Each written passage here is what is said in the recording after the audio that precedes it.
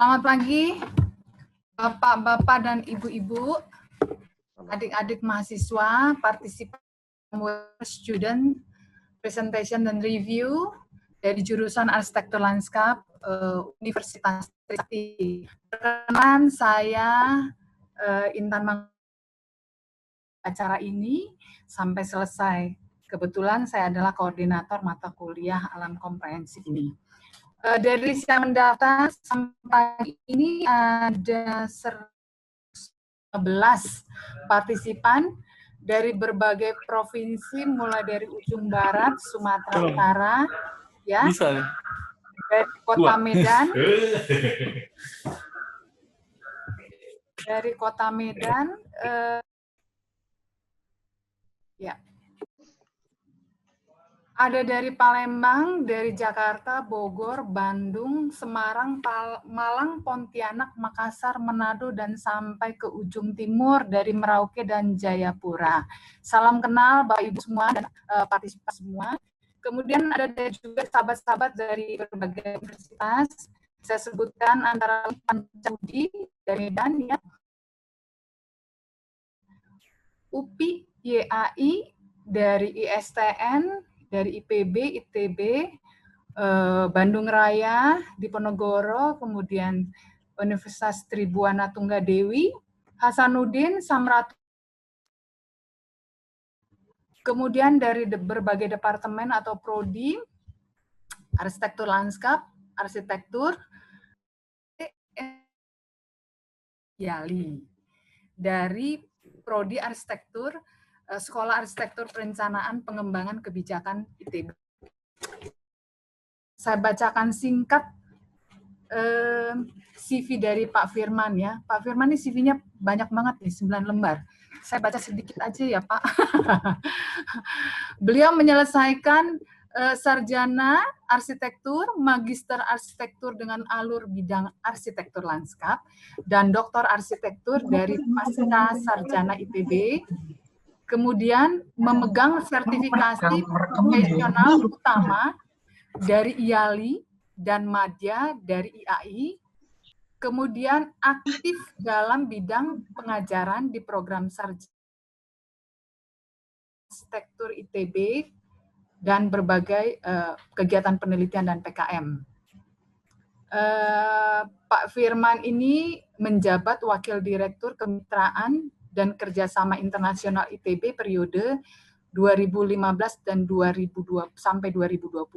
Kalau sekarang itu pengembangan ya Pak Firman ya, kalau nggak salah ya. Kemudian sebagai prinsipal pada FAA Studio Design and Planning dan berbagai prestasi yang lain ya Pak ya, dari berbagai kompetisi dan alur profesional. Sekarang kita beralih ke para mahasiswa presenter Geopark yang luar biasa nih. Bapak Ibu dan partisipan, saya perkenalkan dulu ke 8 presenter merupakan mahasiswa semester 6 serta mata kuliah alam komprehensif yang karena pandemik ini mereka tidak memungkinkan untuk ke lapangan, sehingga mereka melakukan studi terhadap objek melalui studi literatur. Dari berbagai sumber itu dicantumkan di dalam PPT yang akan mereka presentasikan. Geopark akan mereka tinjau dari arti dan kriteria geopark sendiri, kemudian studi banding, kemudian melakukan penilaian visual lanskap, baik secara makro dan mikro, kemudian mereka akan mengkaji ekosistem dan struktur lanskap yang ada, ekowisata, dan beberapa kajian lainnya. Nah, mohon para partisipan kerjasamanya selama webinar tidak mengaktifkan mikrofon supaya acara berlangsung tanpa gangguan suara. Peserta akan mendapatkan sertifikat yang akan dikirimkan email address masing-masing. Kita mulai ya. Oke.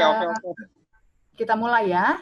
Presentasi kurang lebih 45 menit dari mahasiswa. Silakan dimulai.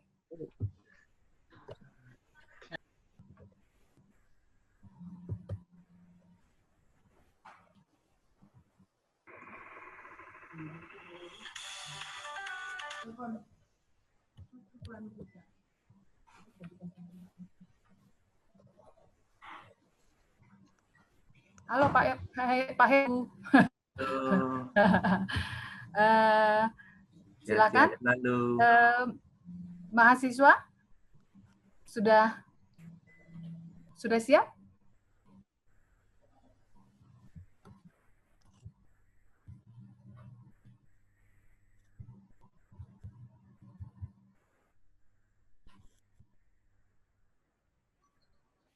Acara kita ini kurang lebih langsung 45 menit mahasiswa presentasi oleh presentasi dari Pak Firman. Kemudian ada Q&A, beberapa pertanyaan, baru nanti kita tutup. Kurang lebih maksimal nanti jam 12 kita habis, karena Pak Firman juga ada kegiatan lain. Sidang S3 ya Pak ya, hari ini ya Pak ya? Iya, betul.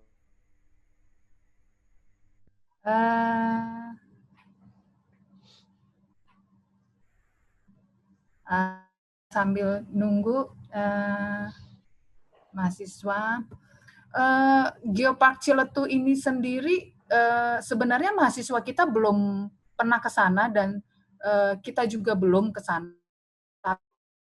Kita berusaha mengenal lebih jauh Geopark ini dengan studi literatur.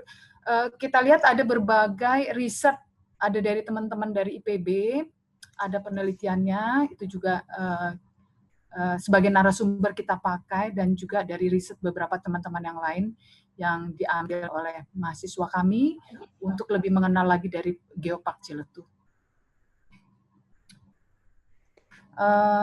Oke. Kemudian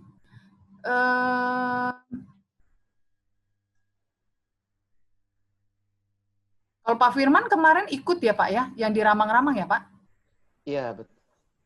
Yang di Ramang-Ramang. Yang Ramang-Ramang ya? Iya, betul. Ya. Ini kita sambil nunggu nih mahasiswa, kenapa ini ada masalah teknis. Ya, sambil nunggu kita ini.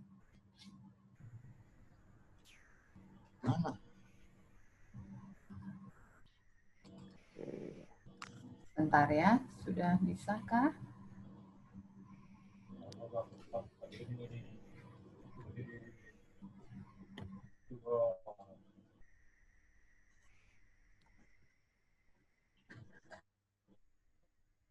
Bentar. Ini pembimbing dari kita, apa namanya, KAK ini sendiri, kita ada beberapa, ada 7 pembimbing, termasuk salah satunya ini Pak Rustam, sebelah kanan. Ada Pak Rustam, ada Pak Rustam, ada Bu Ina juga. Ada Pak Heru nih, dari Semarang ada. Ya. Wow, Pak Firman mana? Ini Pak Rustam. Iya. Rustam, selamat pagi Pak Rustam. Selamat pagi semua. Alhamdulillah, sehat-sehat. Dari profesional juga ada nih, ada Bu Lasma. Lasma ya, ada. Wah, Lasma. Pagi Pak Rustam. Iya. Bu Ina. Teman-teman semua nih. Wah, udah lama nih nggak ketemu. Iya. Tapi masih segar-segar semua ya, masih sehat-sehat. Mudah-mudahan sehat terus. Amin. Ada Pak Ibnu. Wah, banyak teman-teman nih. Wah, hebat nih. Pada ngumpul nih semua nih. Iya. Belum mulai Bu Intan? Sebentar, ini anak-anak kenapa tadi udah katanya keluar sendiri. Coba tunggu, biasalah. Ya. Sudah. Oke, sebentar ya.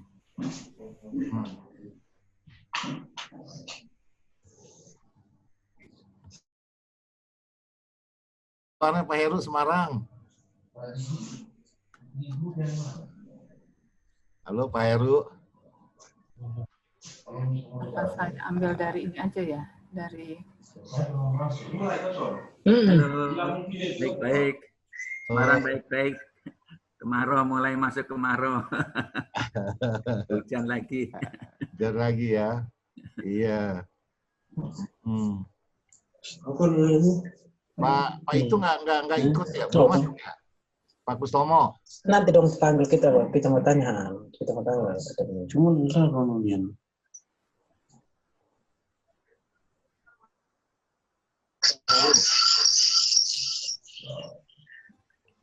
Katanya mau ikutan Pak Kustomo Hmm. sama Mas Yuda. Oh iya, mudah-mudahan teman-teman.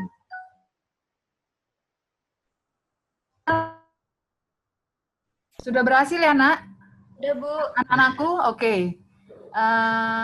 Kalian bisa lanjutkan. Silakan. Take your time. Yuk. Baik, Assalamualaikum warahmatullahi wabarakatuh. Selamat pagi, salam sehat untuk kita semua. Pertama-tama saya ucapkan terima kasih untuk Bapak Dr. Firman Syah Murad STMT IALI yang telah menyempatkan waktunya untuk kami pada pagi hari ini. Lalu juga untuk Ibu Insinyur Nur Intan Mangunsong MT IALI selaku moderator, dan juga untuk Bapak Ibu dosen yang telah membimbing kami dari awal sampai terselenggaranya webinar ini, dan juga para hadirin yang telah meluangkan waktunya untuk kami pada pagi hari ini. Selanjutnya saya akan memperkenalkan anggota dari tim Geopark ini.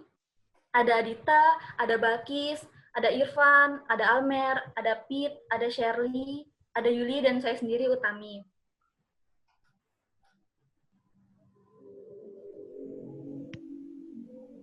Oke, selanjutnya kita masuk ke pembahasan pertama.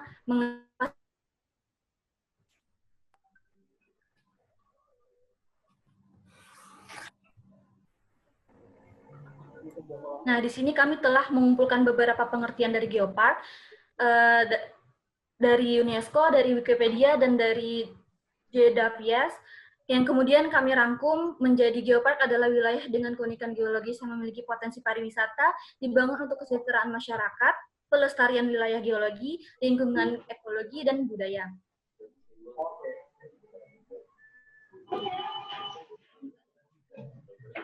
Next.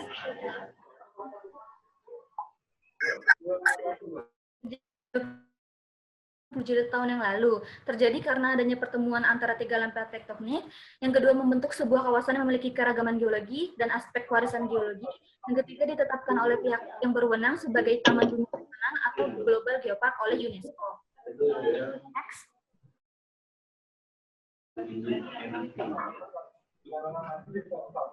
Nah, di Indonesia sendiri geopark tersebar, ada 16 geopark yang tersebar. Namun hanya baru 4 geopark yang ditetapkan oleh UNESCO sebagai Global Geopark. Yang pertama ada Gunung Batur di Bali, Gunung Rinjani di Lombok Utara, Gunung Sewu di Jogja, dan Ciletuh di Sukabumi.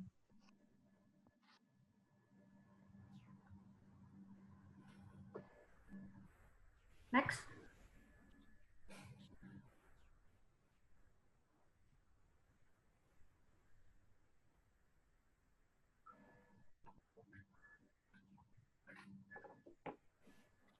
Selanjutnya masuk pada pembahasan tentang Geopark Ciletuh itu sendiri. Geopark Ciletuh berlokasi di Ciwaru, Ciemas, Kabupaten Sukabumi, Jawa Barat, 100 hektar, terdiri dari 74 desa di 8 kecamatan.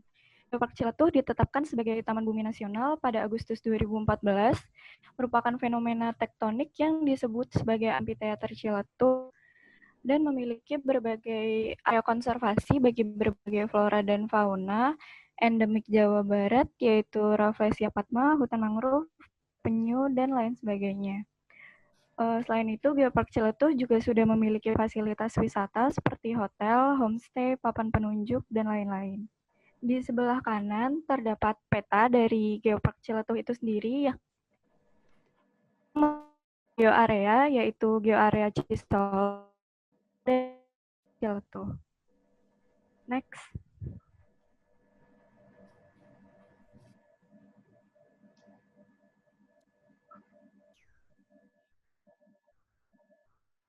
yang ada di Geopark Ciletuh, yaitu pembagian geoarea seperti yang sebelumnya sudah dijelaskan. Kemudian terdapat jalur akses untuk masuk ke Geopark Ciletuh ini sendiri, yaitu yang jalur hitam merupakan jalur darat, kemudian jalur laut dengan gambar kapal berwarna ungu, dan jalur udara di sebelah selatan dengan gambar pesawat berwarna abu-abu. Next.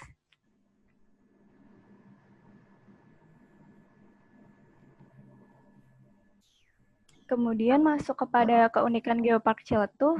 Jadi Geopark Ciletuh ini memiliki kampung budaya Kasepuhan Banten Kidul, yaitu Kasepuhan Cipta Gelar, Kasepuhan Resmi, Kasepuhan Cipta Mulia, dan lain sebagainya. Kemudian juga ada situs-situs megalitikum, yaitu Cengkuk, Pangguyangan, dan lain-lain. Memiliki budaya konservasi alam seperti yang sebelumnya sudah disebutkan, dan konservasi penyu hijau di pantai ujung genteng. Next.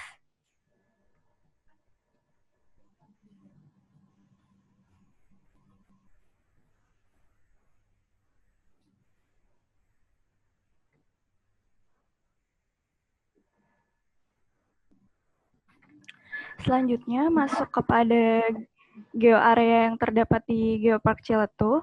Yang pertama ada geoarea Cisolok, yaitu dengan spot-spot wisata sebagai gambar di layar. Ada Kasepuhan Cigar, Kasepuhan Sinar Resmi, Cipta Mulia, kemudian ada situs megalitikum Cengkuk, Lava Sukawayana, Puncak Habibie, Gua Lalai, Rafting Citarik, Geyser Cipanas, dan Pantai Karanghang. Next.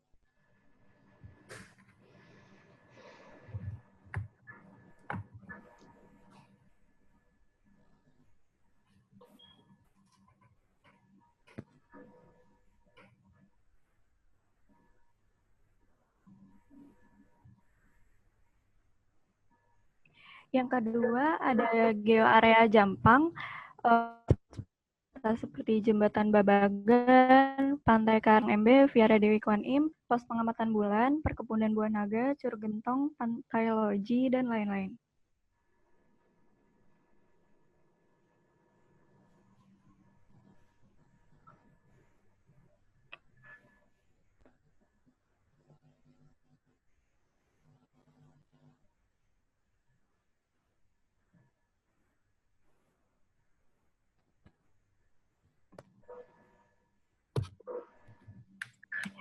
Yang terakhir ada geoarea Ciletuh dengan spot wisata seperti Curug Awang, Amfiteater Ciletuh, Pantai Karangdaeu, Batu Kodok, Sodong Barat, Pantai Muara Cikarang, Gua Gunung Sungging, Batu Punggung Naga, dan Curug Puncak Jeruk. Next.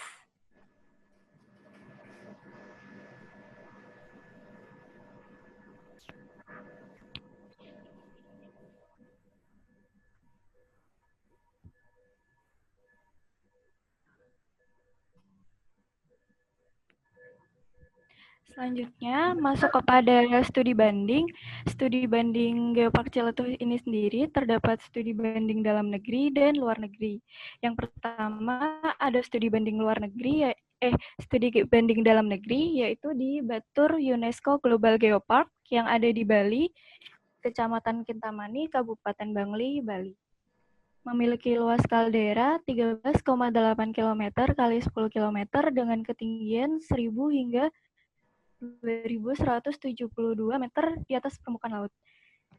Geopark Batur ini dekat dengan Desa Catur yang perkebunan kopi, sehingga dapat dimanfaatkan sebagai. Kemudian seperti yang kita ketahui, bahwa Bali memiliki budaya yang khas, sehingga dapat menjadi ciri khas tersendiri juga bagi Geopark Batur. Bisa dilihat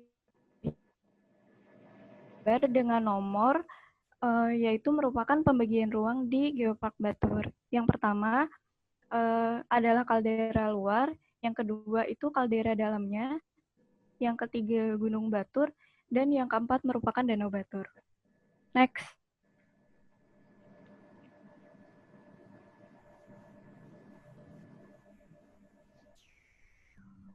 Kemudian masuk ke studi Bandung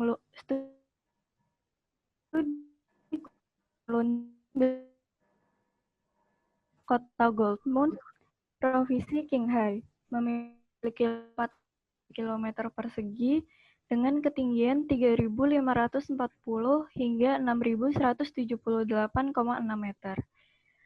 Gunung Kunlun memiliki beberapa kontribusi yang berkaitan dengan SDGs. Yang pertama, ada mempertahankan komunitas lokal. Yang kedua, masyarakat sadar akan pariwisata sehingga pariwisatanya dapat berkembang.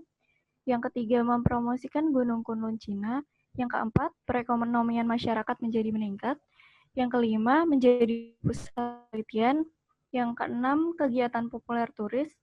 Yang kedelapan, masyarakat mengenal geopark. Yang ke-9, hemat energi. Ke-10, perlindungan lingkungan.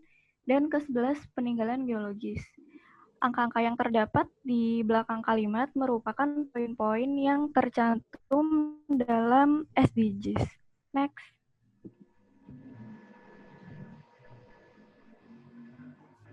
Nah, berikut adalah sudah ditandai di poin-poin SDGs tiap poin yang berkaitan dengan Gunung Kunlun. Yang pertama itu tanpa kemiskinan di nomor 1, kemudian di nomor 4 itu pendidikan berkualitas, yang kelima itu kesetaraan gender, yang ke-8 itu pekerjaan yang layak dan pertumbuhan ekonomi, yang ke-11 itu kota berkelanjutan, Ditutup. yang ke-12 itu konsumsi dan produksi yang bertanggung jawab, yang ke-13 itu penanganan perubahan iklim, dan ke-17 kemitraan untuk mencapai tujuan. Next.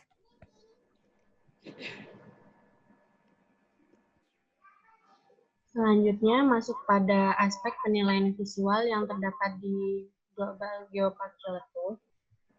Next.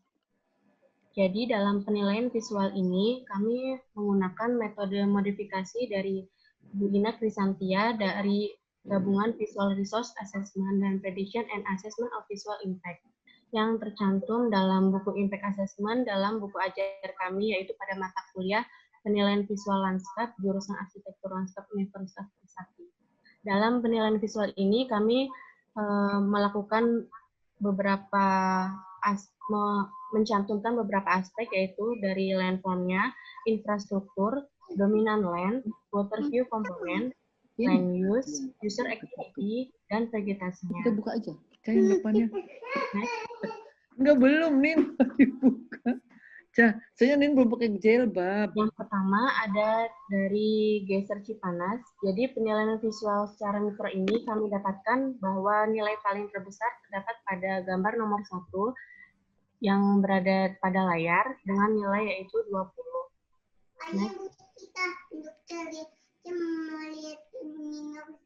Gambar selanjutnya yaitu terdapat pada paket Malampang dengan nilai sekitar 29. Banyak ubannya. Dapat dilihat pada layar, yaitu pada gambar nomor 1. Next. Selanjutnya, di Gua Sodong Barat, nilai paling besar yaitu 23 didapat oleh gambar nomor 1 yang menunjukkan ke arah hurufnya. Next. Selanjutnya di Pantai Muara Cipanarikan, nilai paling besar terdapat pada gambar nomor 2 yaitu 15, dapat dilihat pada layar yang menunjukkan ke arah lautannya. Next. Kemudian di Karangdao ini nilai paling besar didapat di view nomor 3 yaitu mengarah ke lautan lepas. Next. Kemudian pada objek batu batik atau batu Pungunaga, nilai paling besar yaitu pada view nomor 1 dengan nilai 18 yang menunjukkan ke arah sekumpulan batu-batu yang bercorak Pungunaga. Next. Selanjutnya ada penilaian di Curug Puncak Jeruk. Kami menemukan yang paling tinggi berada pada view nomor 2, yaitu mengarah ke aliran sungai. Next. Selanjutnya ada Pantai Loji. Nilai paling besar berada pada gambar nomor 1, yaitu 19. Next.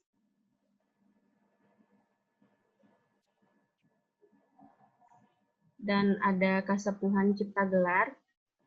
Di sini nilai paling besar yaitu 23, yang menunjukkan beberapa jajaran rumah-rumah yang ada pada Kasepuhan Cipta Gelar. Next.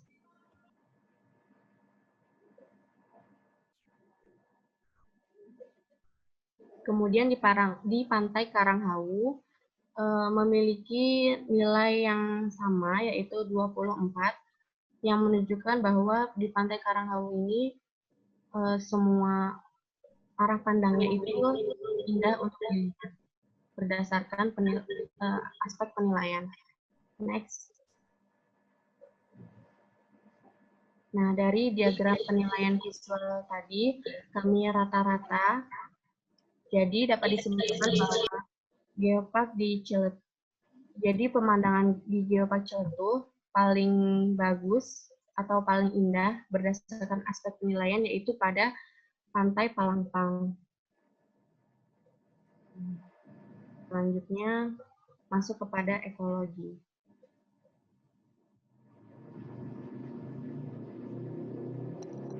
Baik, saya akan menyampaikan mengenai ekologi lanskap di Geopark Ciletuh. Ekosistem di Geopark Ciletuh terbagi menjadi ekosistem alami dan ekosistem buatan. Next. Next.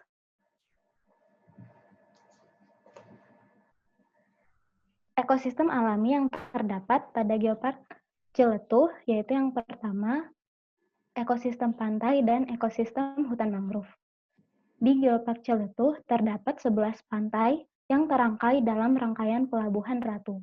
Pantai-pantai ini sebagian besar memiliki hutan mangrove alami yang merupakan kumpulan dari berbagai jenis mangrove atau bakau. Next.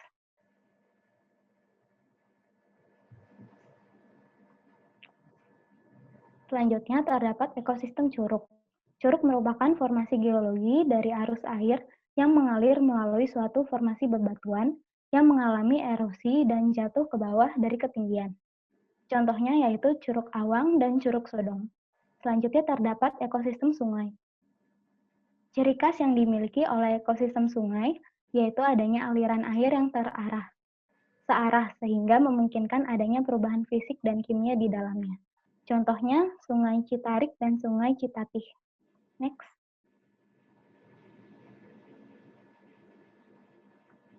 Selanjutnya terdapat ekosistem hutan pegunungan. Ekosistem hutan pegunungan dicirikan dengan tumbuhan yang beraneka ragam, tinggi, dan rapat. Lapisan pertama merupakan vegetasi pohon dengan tinggi 30-40 meter. Kemudian di atas lapisan ini vegetasi pohon dengan tajuk yang menonjol dengan tinggi 50-60 meter.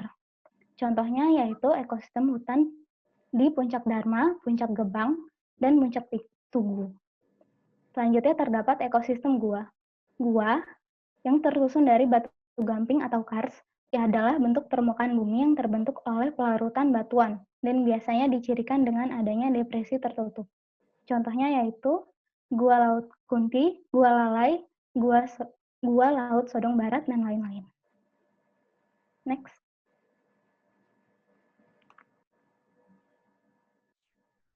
Berikut ini merupakan ekosistem buatan di dalam Geopark Ciletuh. Yang pertama, contoh hubungan timbal balik manusia dengan alam. Yang pertama, melakukan penanaman pohon atau reboisasi. Reboisasi ini memperbaiki struktur tanah, mencegah erosi, dan membuat tempat tinggal bagi berbagai satwa dan lain-lain. Selain itu, terdapat pelepasan tukik dan melakukan pengelolaan daerah aliran sungai. Next.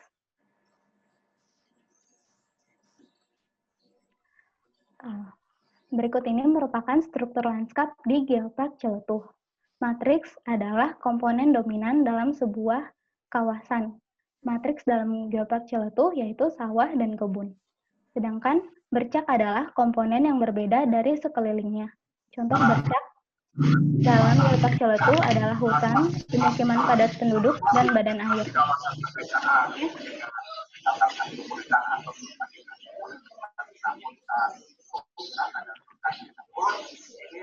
Lalu, koridor adalah komponen yang berbeda dari sekelilingnya yang berbentuk memanjang.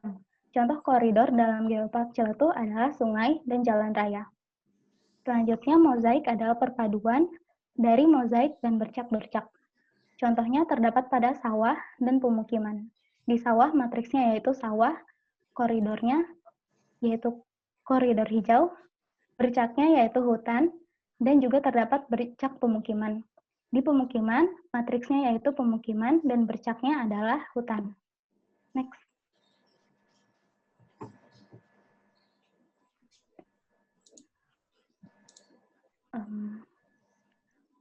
Pada awalnya, fungsi di Geopark Ciletuh itu meliputi pertanian, perkebunan, persawahan, perlindungan flora, fauna, dan fisik, pemukiman, dan penginapan. Seiring berjalannya waktu, fungsi-fungsi tersebut berubah menjadi konservasi pariwisata, pengembangan wisata budaya, pengembangan wisata alam, pengembangan wisata bebatuan, dan penginapan. Next.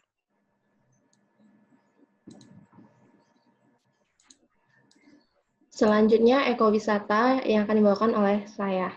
Next. Ekowisata merupakan suatu bentuk perjalanan wisata ke area alami yang dilakukan dengan tujuan untuk mengkonservasi lingkungan dan melestarikan kehidupan dan kesejahteraan penduduk setempat. Terdapat 4 kriteria pengembangan suatu kawasan ekowisata. Yang pertama, lingkungan alami yang masih asri. Yang kedua, pendidikan, pemahaman, dan dukungan terhadap pelestarian lingkungan dan budaya. Yang ketiga, upaya konservasi sumber daya alam. Dan yang keempat, peningkatan pendapatan masyarakat lokal. Next.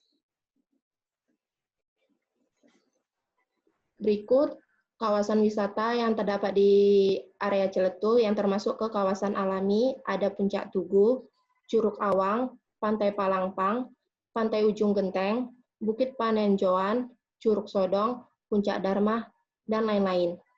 Next. Selanjutnya, upaya konservasi.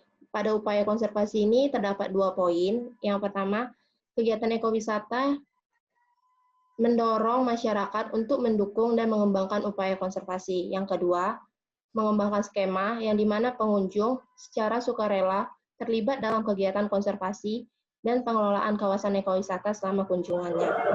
Sebelah kiri terdapat peta area kawasan Ciletuh.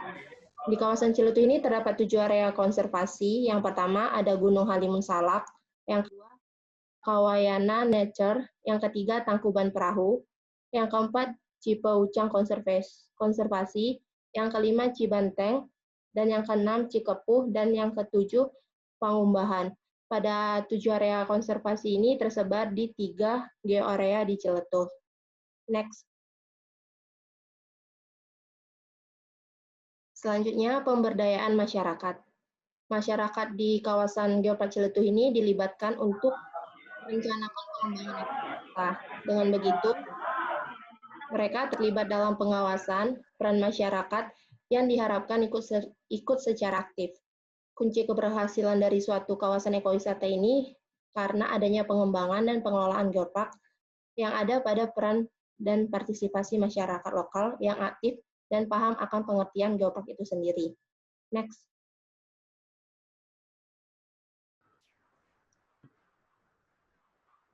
Berikutnya, mengenai pengetahuan arsitektur bangunan akan dijelaskan oleh saya yang terdapat di Kesepuhan Cipta Gelar. Next.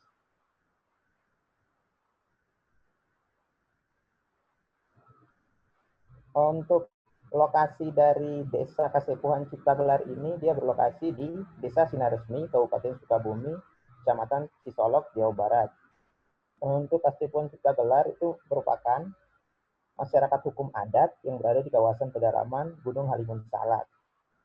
Berdasarkan catatan, Kasepuhan Adat Cipta Gelar mulai berdiri dari tahun 1368 dan beberapa kali mengalami perubahan kepemimpinan. Sampai saat ini, Kasepuhan Cipta Gelar mengalami beberapa kali perpindahan desa yang disebut Kampung Gede.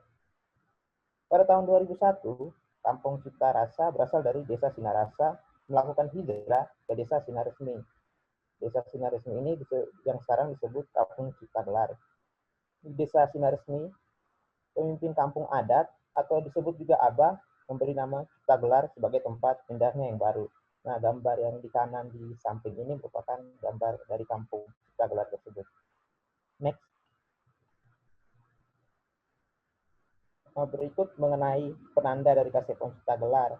Untuk jalan menuju ke area Kasepuhan tersebut tidak terdapat signage atau penanda untuk menunjukkan identitas dari kampung tersebut.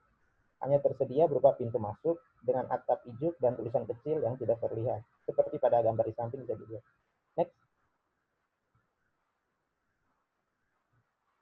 Nah, berikut ini merupakan pola perkampungan Kasepuhan Cipta Gelar.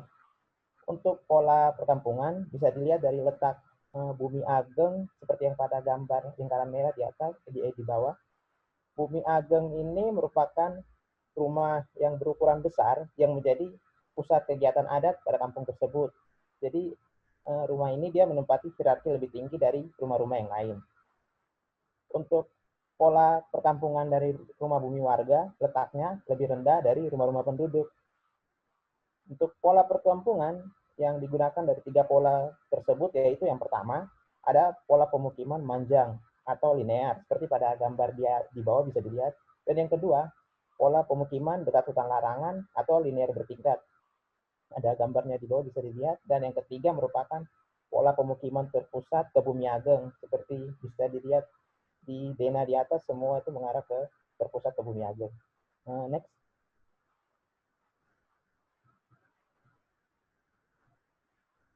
Masih pola perkampungan. Jadi di Bumi Ageng ini terletak pada sumbu utara dan sumbu selatan, seperti pada gambar di samping, yang dijadikan sebagai pusat masa bangunan yang berada di sekitarnya.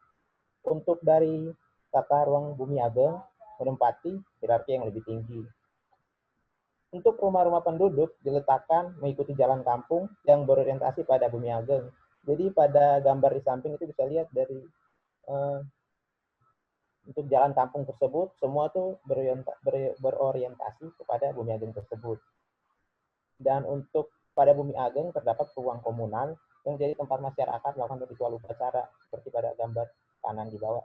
Next.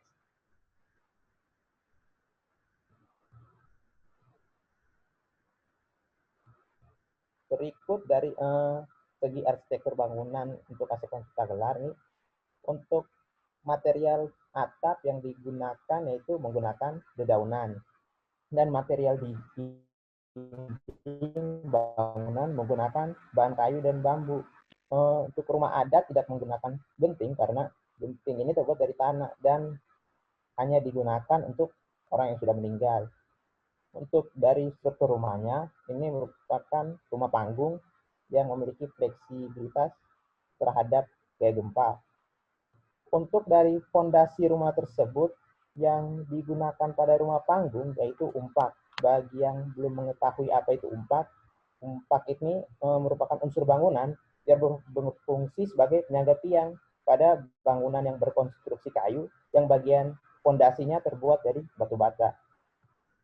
Untuk pembagian rumah panggung terbagi dalam 3 dunia, yaitu ada dunia atas atau disebut buana luhur, yang kedua ada dunia tengah atau buana tengah, dan yang ketiga ada dunia bawah atau buana handap. Next.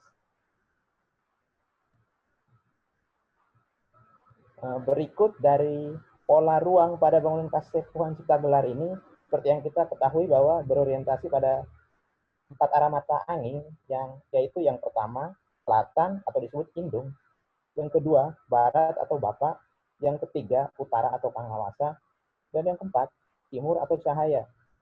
Untuk setiap rumahnya ini terdiri dari 4 garis bilah bambu, seperti pada gambar di kiri bisa dilihat bahwa yang garis bilah bambu ini tidak saling berpotongan. Sehingga untuk menghasilkan ruang persegi atau ruang kosong atau bisa juga disebut saung, yang merupakan ruang pertemuan dari 4 kualitas sifat orientasi. Jadi bisa dilihat bahwa ruang saung tersebut terletak di tengah. Next.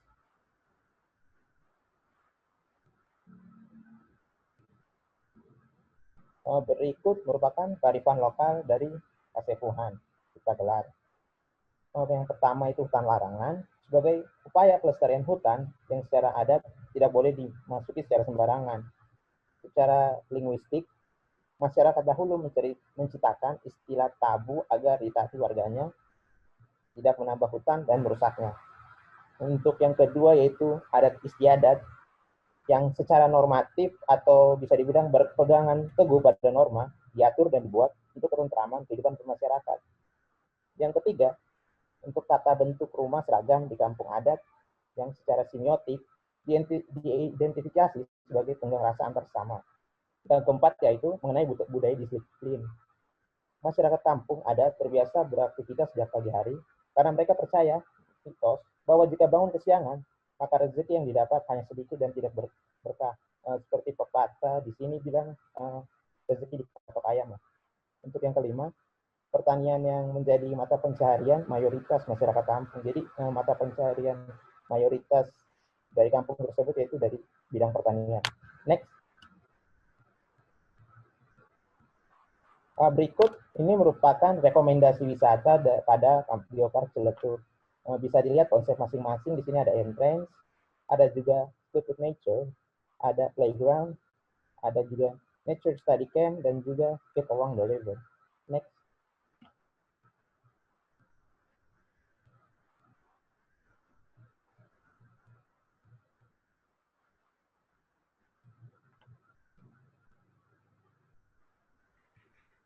Baik, sekian presentasi dari kami. Kurang lebihnya mohon maaf.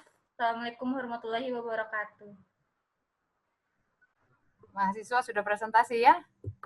Oke, terima kasih anak-anak. Sekalian sudah mempresentasikan hasil kalian.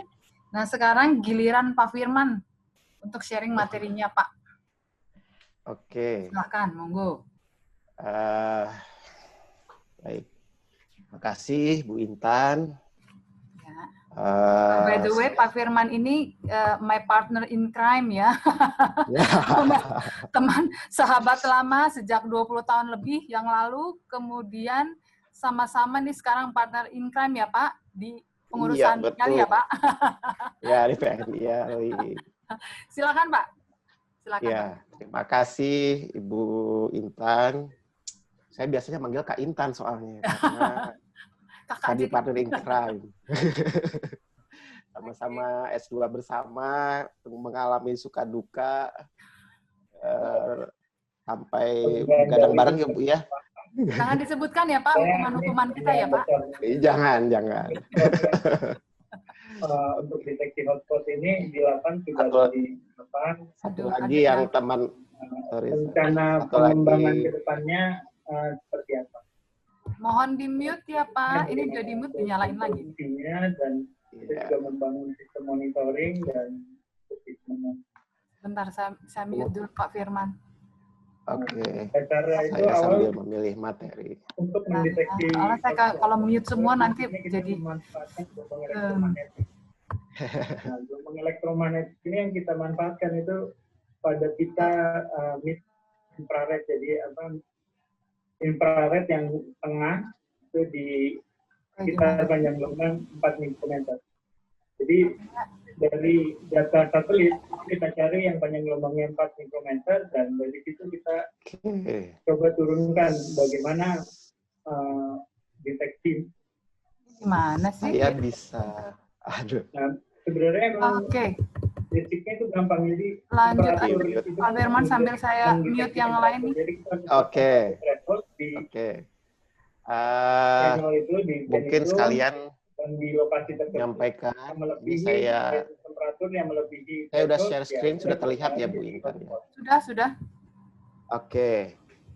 Pertama-tama saya ucapkan terima kasih kepada Kak Intan, Bu Intan yang sudah bidang saya, katanya sebagai reviewer juga, tapi ya saya kira reviewernya sekaligus saja saya menyampaikan materi, karena saya lihat hasil materi dari yang disampaikan oleh para mahasiswa itu akan sangat nyambung dengan materi yang saya sampaikan, begitu ya. Sebelumnya juga saya ucapkan selamat ini kepada para mahasiswa, ada 8 mahasiswa, Adita, Balkis, Ipang, Almer, Pit, Shirley, Yuliana, Utami yang sudah menyelesaikan tugas yang diberikan oleh Ibu Intan. Memang repot ya kalau mengerjakan tugas tapi tidak pernah ke lapangan ya, karena lagi begini kondisinya, tapi memang alhamdulillah saya lihat hasilnya cukup baik.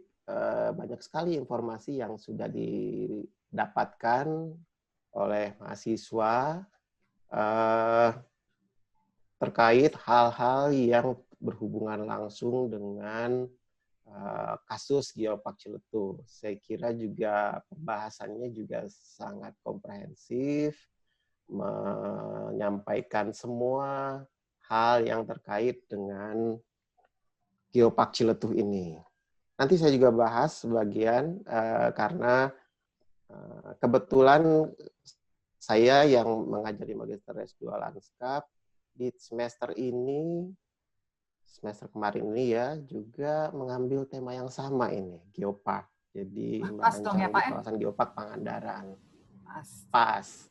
Jadi saya di presentasi ini akan pertama akan memberikan semacam substance-nya begitu. Yang kedua pengalaman mahasiswa S2 merancangnya begitu ya dengan konteks Geopark ini.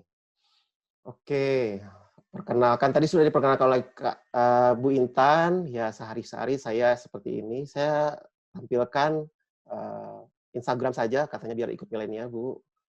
Instagram saya, kalau mau lihat di sana sehari-hari apa yang saya kerjakan ya lihat saja di sana, ataupun di Facebook.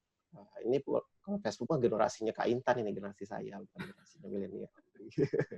Tapi semua perjalanan, semua catatan sehari-hari dari kuliner dan lain-lain itu maupun kegiatan-kegiatan yang saya lakukan saya selalu share di sana. Iya, dengan tugas saya yang tadi 5 tahun yang lalu itu lebih banyak di luar, saya punya kesempatan untuk keliling hampir seluruh area Indonesia, begitu ya, bekerjasama dengan beberapa pemerintah daerah, universitas, begitu, sehingga banyak sekali, kalau kacamata kita sebagai lanskap, itu banyak sekali hal-hal menarik dan unik yang kita bisa dapatkan di Indonesia. Jadi, kalau saatnya kita sudah bisa wisata lagi, ya wisatanya di Indonesia saja, jangan ke luar negeri ya, Bu. Lebih menarik kalau saya bilang. Oke. Tadi juga disebutkan oleh Kak Intan, saya punya studio kecil, ya karena ingin otak desain tidak mati begitu ya, harus tetap sering berjalan, mengerjakan sesuatu, mendesain kegiatan pengabdian masyarakat sehingga bisa dilakukan sambil melakukan kegiatan-kegiatan di kampus, baik di rektorat maupun di kegiatan mengajar dan penelitian. Oke, seperti di judulnya, ini saya pernah presentasikan juga di acara Ngopi IALI, gitu ya. Tapi saya tambahkan di awal karena pas tadi terkait dengan mahasiswa. Kalau ini saya coba menyampaikan terkait dengan geoparknya sendiri dan geotourism, kemudian landscape planning and design. Jadi urutannya kurang lebih seperti itu, begitu. Geopark, saya tahun kemarin juga sempat menyampaikan semacam proposal, dipresentasikan ke Kabupaten Toraja dan Toraja Utara, begitu. Karena mereka juga punya potensi geotourism dan geopark yang luar biasa. Oke, materi geoparknya sendiri saya tidak ambil sendiri karena pasti ada orang yang lebih ahli dari saya. Banyak sekali teman-teman kita di geologi, baik di UNPAD, di ITB, atau di UGM, di UNHAS yang menggeluti bidang ini. Begitu. Saya ambilkan supaya punya satu kesatuan yang sama tentang apa itu geopark, dan kaitannya pasti dengan lanskap itu adalah terutama konteks besarnya, makronya adalah bagaimana kita menata ruangnya. Gitu. Ini dari Pak Oki Oktaryadi, peneliti utama di Badan Geologi SDM. Gitu. Oke, tadi juga sudah diperlihatkan kalau kita mau search masuk ke UNESCO Global Geopark, di manakah Indonesia? Indonesia sampai saat ini baru punya 4. Kalau Cina itu udah puluhan, gitu ya, yang sudah menjadikan areanya geopark. Kenapa menjadikan geopark? Karena banyak sekali kemudahan kalau kita masuk ke jejaring geopark ini. Banyak sekali kemudahan, kita begitu dikenal dunia, dan ujung-ujungnya sebagai geotourism kita akan sangat terbantukan oleh bagaimana kita ada di dalam konteks global geopark. Walaupun prosesnya yang disampaikan oleh Pak Oki ini, prosesnya luar biasa panjang begitu ya untuk sampai ke UNESCO Global Geopark, karena tahapannya juga cukup berat. Terakhir yang kita itu Ciletuh, itu saya dapat cerita dari pembuatnya langsung. Beliau menyampaikan prosesnya panjang sekali, event itu sampai di Global Geopark Nasional begitu ya. Sehingga kami kemudian waktu kemarin, waktu mengadakan studio tentang geopark Pangandaran ini, mengundang beliau juga untuk sebagai pembicara, sehingga kami tahu betul, supaya kami tahu bagaimana proses mencapai ini.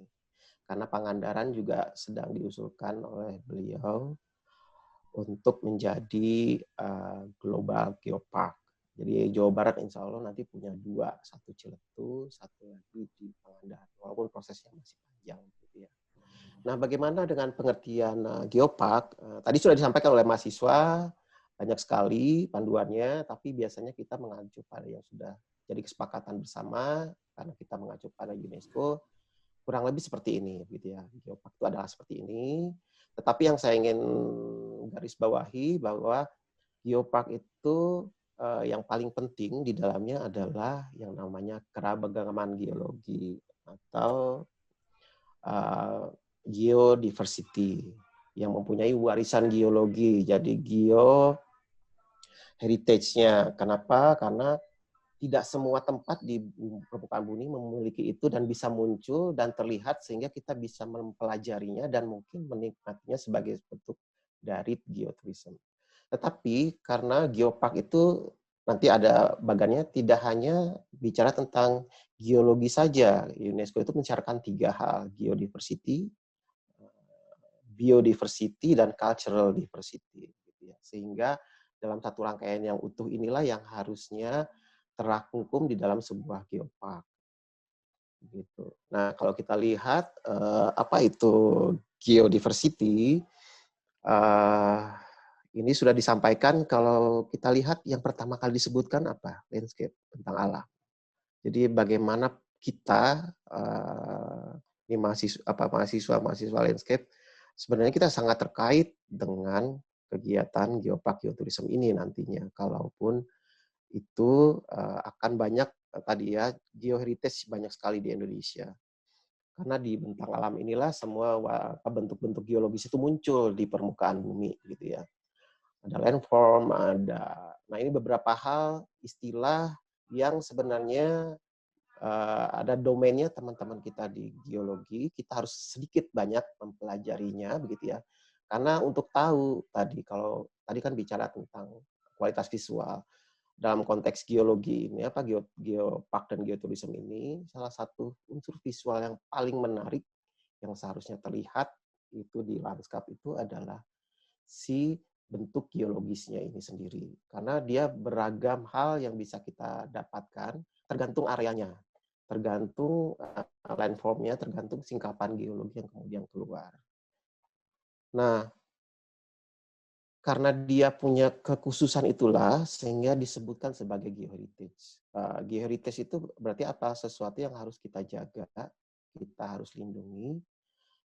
Kemudian kalau bisa ini juga menjadi yang dikenal oleh dunia, gitu ya. Karena itu disampaikan tadi sudah disebutkan ada beberapa, tapi Pak Oki ini menyampaikan ada sekian banyak yang sudah ditemukan ya. Sampai tahun waktu materi ini dibuat terkait dengan geoheritage yang ada di Indonesia. Gitu. Kita lihat sebagian besar muncul di area ring fire, ya ring fire itu. Kenapa? Karena disitulah proses geologi yang paling besar yang muncul, termasuk yang dia ada di Geopark Ciletuh ini, proses-proses geologi yang kemudian muncul di permukaan yang terbentuk karena proses vulkanik atau proses geologis lainnya. Begitu. Juga di tempat-tempat lain yang kemudian muncul karena dia punya kekhususan. Seperti Sulawesi itu karena dia ada pertemuan dua lempeng, atau Papua yang terangkat begitu dari dataran dari bawah laut kemudian menjadi sebuah pulau sampai ke puncak gunung, singkapan-singkapannya itu masih terlihat, termasuk fosil-fosil dari binatang laut yang ternyata ada di puncak-puncak gunungnya Papua. Jadi ini kita lihat bahwa ternyata cara melihat geopark dan geoturism itu adalah bagaimana kita bisa mengungkapkan tadi warisan geologi yang sangat kaya di Indonesia terkait dengan posisinya dan tadi ya proses geologi yang sangat luar biasa terjadi di Nusantara ini.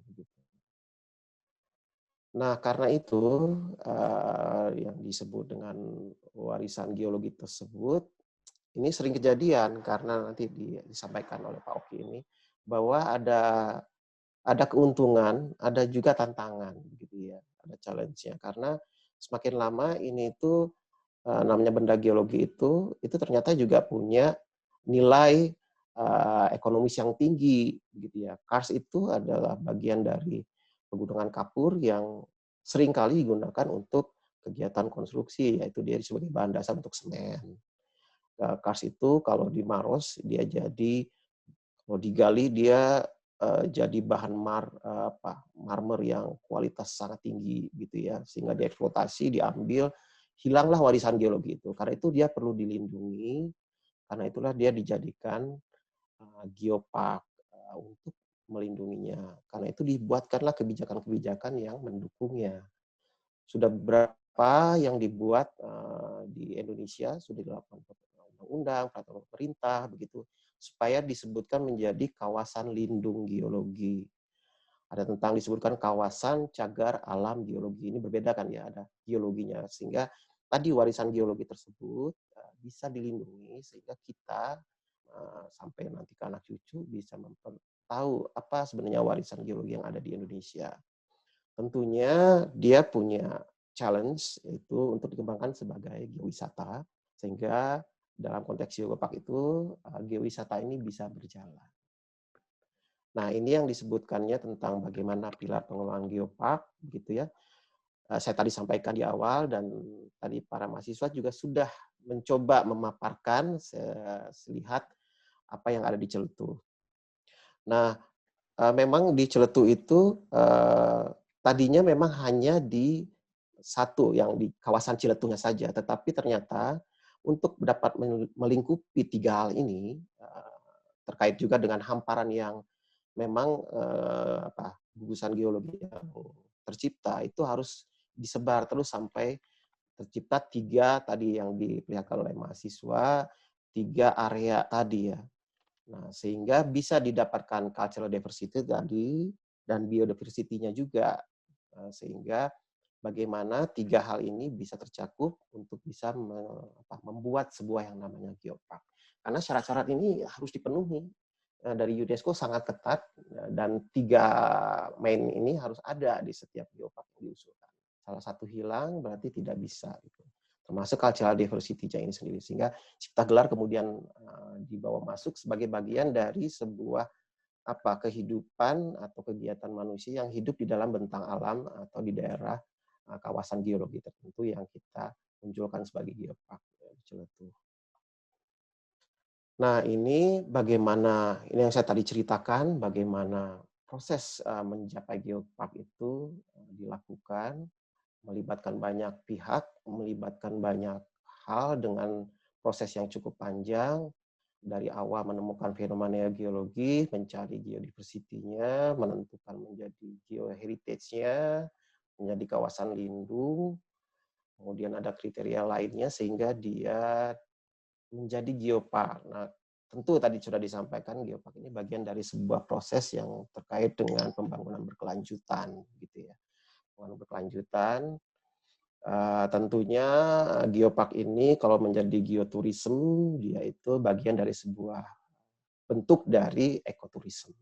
Nanti kita bisa lihat kenapa ekoturism, berarti karena dia memang dibatasi kegiatan wisatanya, gitu.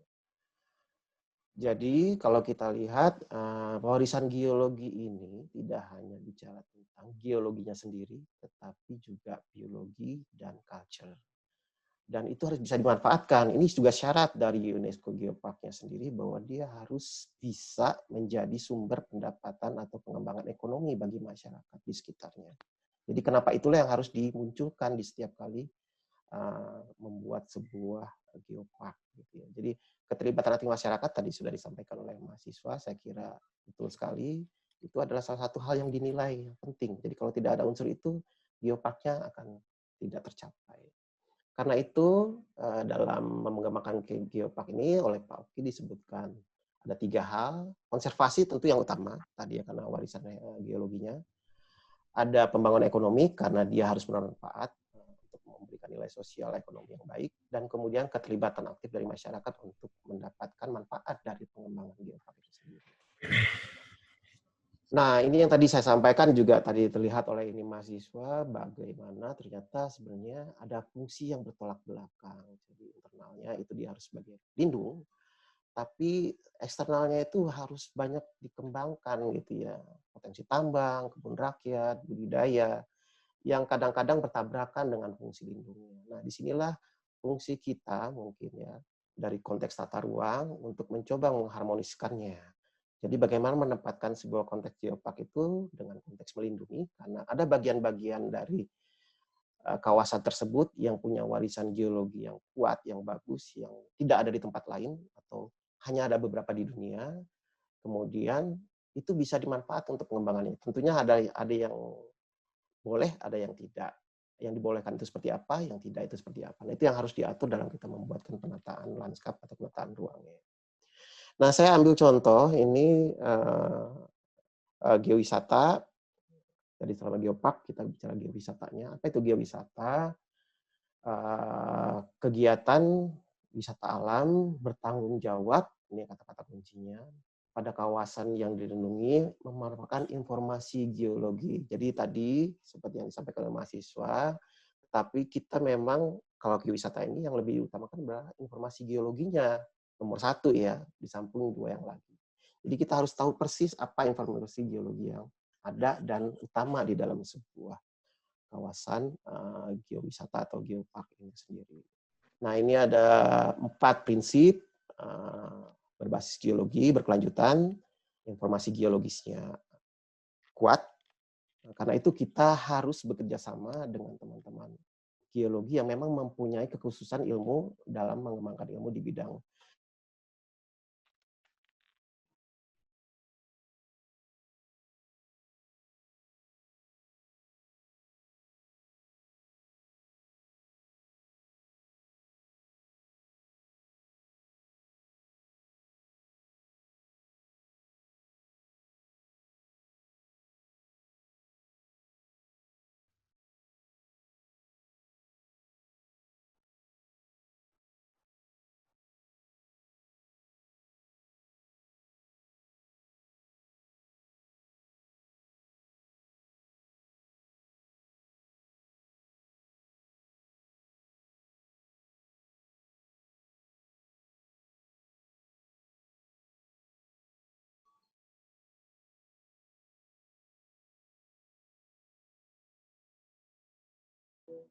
Pak Firman, suaranya hilang ya, Pak? Firman?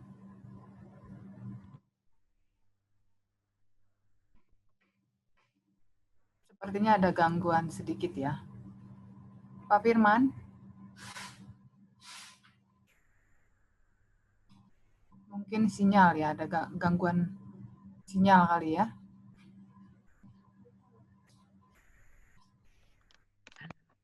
Pak Firman? signal kayaknya. Firman. Ya, kita sambil tunggu deh. Ya, Pak Firman. Mungkin sinyalnya hilang. Sebentar saya hubungi dulu ya. Kita sambil tunggu ya.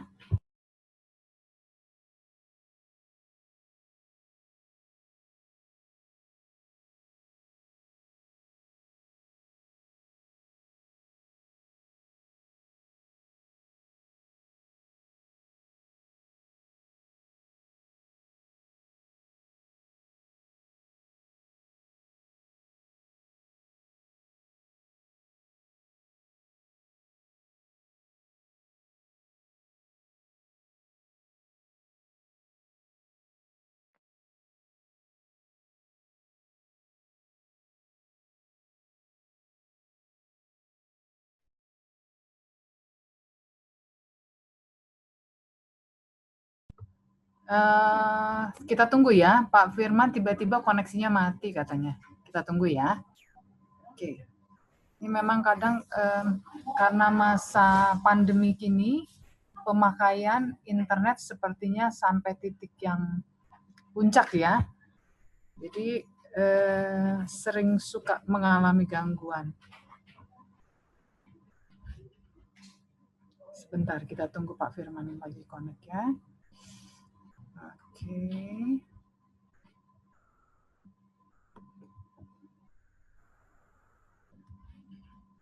Jadi kalau dilihat dari Pak Firman tadi bawakan, ada pertimbangan-pertimbangan yang seperti tadi mahasiswa sudah presentasikan ya. Ada juga pertimbangan keberlanjutan, ada ekonomi juga, kemudian objek geo sendiri harus memang menjadi wisata tapi yang bertanggung jawab ya. Basisnya geologi dan bermanfaat bagi masyarakat lokal. Oke. Mudah-mudahan Pak Firman segera bisa nyambung lagi. Sudah nyambung, Bu. Sudah nyambung. Oke, silakan dilanjutkan ya. Oke. Maaf Bapak Ibu, anak-anak mahasiswa. Lagi tiba-tiba speedy-nya seperti biasa, speedy is slowly begitu ya. Oke, saya coba teruskan sedikit tentang ini geowisatanya berlanjut. Jadi kalau kita tadi mahasiswa bicara tentang apa itu geowisata, ini ada materi ini adalah materi yang disampaikan oleh Pak Budi Bramantio, almarhum, beliau ahli geowisata kita, ahli geoturisme kita, ahli geologi dari ITB yang 2 tahun yang lalu, 3 tahun yang lalu meninggalkan kita, tapi dia mewariskan kepada kita ilmunya, termasuk kepada kami yang banyak terlibat dengan beliau mengerjakan beberapa pekerjaan tentang geoturisme. Nah, ini ada 6 pulau geowisata. Kita lihat ada komponen geologi, wisatanya minat khusus karena tadi dia ekoturisme, bukan wisata massal, wisatawannya dibatasi, membutuhkan sarana-prasarana didesain sesuai dengan lingkungan dan sosial. Karena itulah di sini kita para arsitek Langsat bisa masuk untuk ini, gitu ya. Karena bagaimana kita bisa merancang sarana-prasarana ataupun membuat sebuah program kegiatan yang bisa sesuai dengan lingkungan dan kondisi sosialnya. Dan ini adalah wisata alam, begitu ya. Geowisata membutuhkan pemandu pakar. Nah, ini yang disampaikan. Ini teori dari Newson tentang geowisata. Ada form, jadi geowisata itu ada, kalau disampaikan kotak ada 3 sisi. Di awal itu ada form, tourism, dan proses. Form itu kalau teman-teman lihat di atas itu adalah landscape yang pertama, landform, sama dengan disampaikan oleh Pak Oki tadi, begitu ya. Ada tourismnya sendiri, ada prosesnya. Nah, proses inilah yang kaitannya kuat sekali dengan geologi. Karena informasi geologi tadilah yang harus disampaikan terutama tentang kekhususan area geoheritage yang ada di area tersebut. Nah, Pak Budi Bramantio mengembangkan ini menjadi geohistory, gitu ya. Jadi kalau tadi kotak itu ada 3, sekarang semua kotak itu dibuka. Ada geohistory, bagaimana sejarah suatu tempat selalu terkait dengan kondisi geologisnya. Ada geoplus, maksudnya geoplus itu adalah geowisatanya, plusnya itu apa? Jadi tidak hanya terkait dengan sejarah-sejarah yang memang terjadi, ada juga legenda masyarakat, cerita-cerita tentang flora, fauna, dan lain-lain yang harus dimasukkan sebagai bagian dari memberikan informasi geologi tadi. Ini penting karena kalau tidak, kita akan membiarkan orang datang tanpa tahu apa yang akan dilakukan, sementara informasi yang ingin disampaikan sebenarnya banyak sekali. Di samping juga yang paling penting juga adalah geodasar. Jadi basic geologinya itu juga harus kuat untuk bisa mengembangkan sebuah proyek atau ini geotourism sendiri. Nah, ini disampaikan oleh Pak Budi misalnya. Jadi kita harus paham betul apa itu objek-objek geologinya, karena disitulah kekuatan dari sebuah geotourism dan geopark. Kalau teman-teman ingin melihat lebih lanjut, Pak Budi Bramantyo masih mewariskan FB-nya. Dan di situ banyak sekali beliau sebagai seorang tadi ya interpreter, orang pegiat geowisata, bagaimana beliau bercerita, memberikan informasi geologis tentang suatu kekhususan landform atau bentuk-bentuk geologi yang muncul, yang bisa kita lihat, tapi kalau tidak dikasih penjelasan, kita tidak tahu akan keunikannya. Ini beliau menceritakan, termasuk salah satunya ini ada di Bandung. Nah, ini yang tadi di Celetuh ini. Jadi kalau teman-teman tadi mahasiswa menceritakan secara geologis besar, kalau orang geologi bisa menceritakan sangat detail tentang apa keunikan sebuah formasi geologi dan bentukan geologinya. Karena itulah sebenarnya keunikan dari sebuah geopark dan geotourism, begitu ya. Jadi kalau keunikan visual tadi yang disampaikan, keunikan visual itu harus bisa memperlihatkan bahwa inilah objek yang paling kuat, sehingga informasinya sangat bagus. Pak Budi selalu menceritakan proses pembentukannya. Nah, itu yang kita tidak pernah bisa lakukan, karena teman-teman geologi lah dengan tadi basic geologinya bisa menceritakan proses ini. Proses lava yang terjun, tabrakan, yang panas masuk ke air, membuat terbentuk, kena angin, kena air.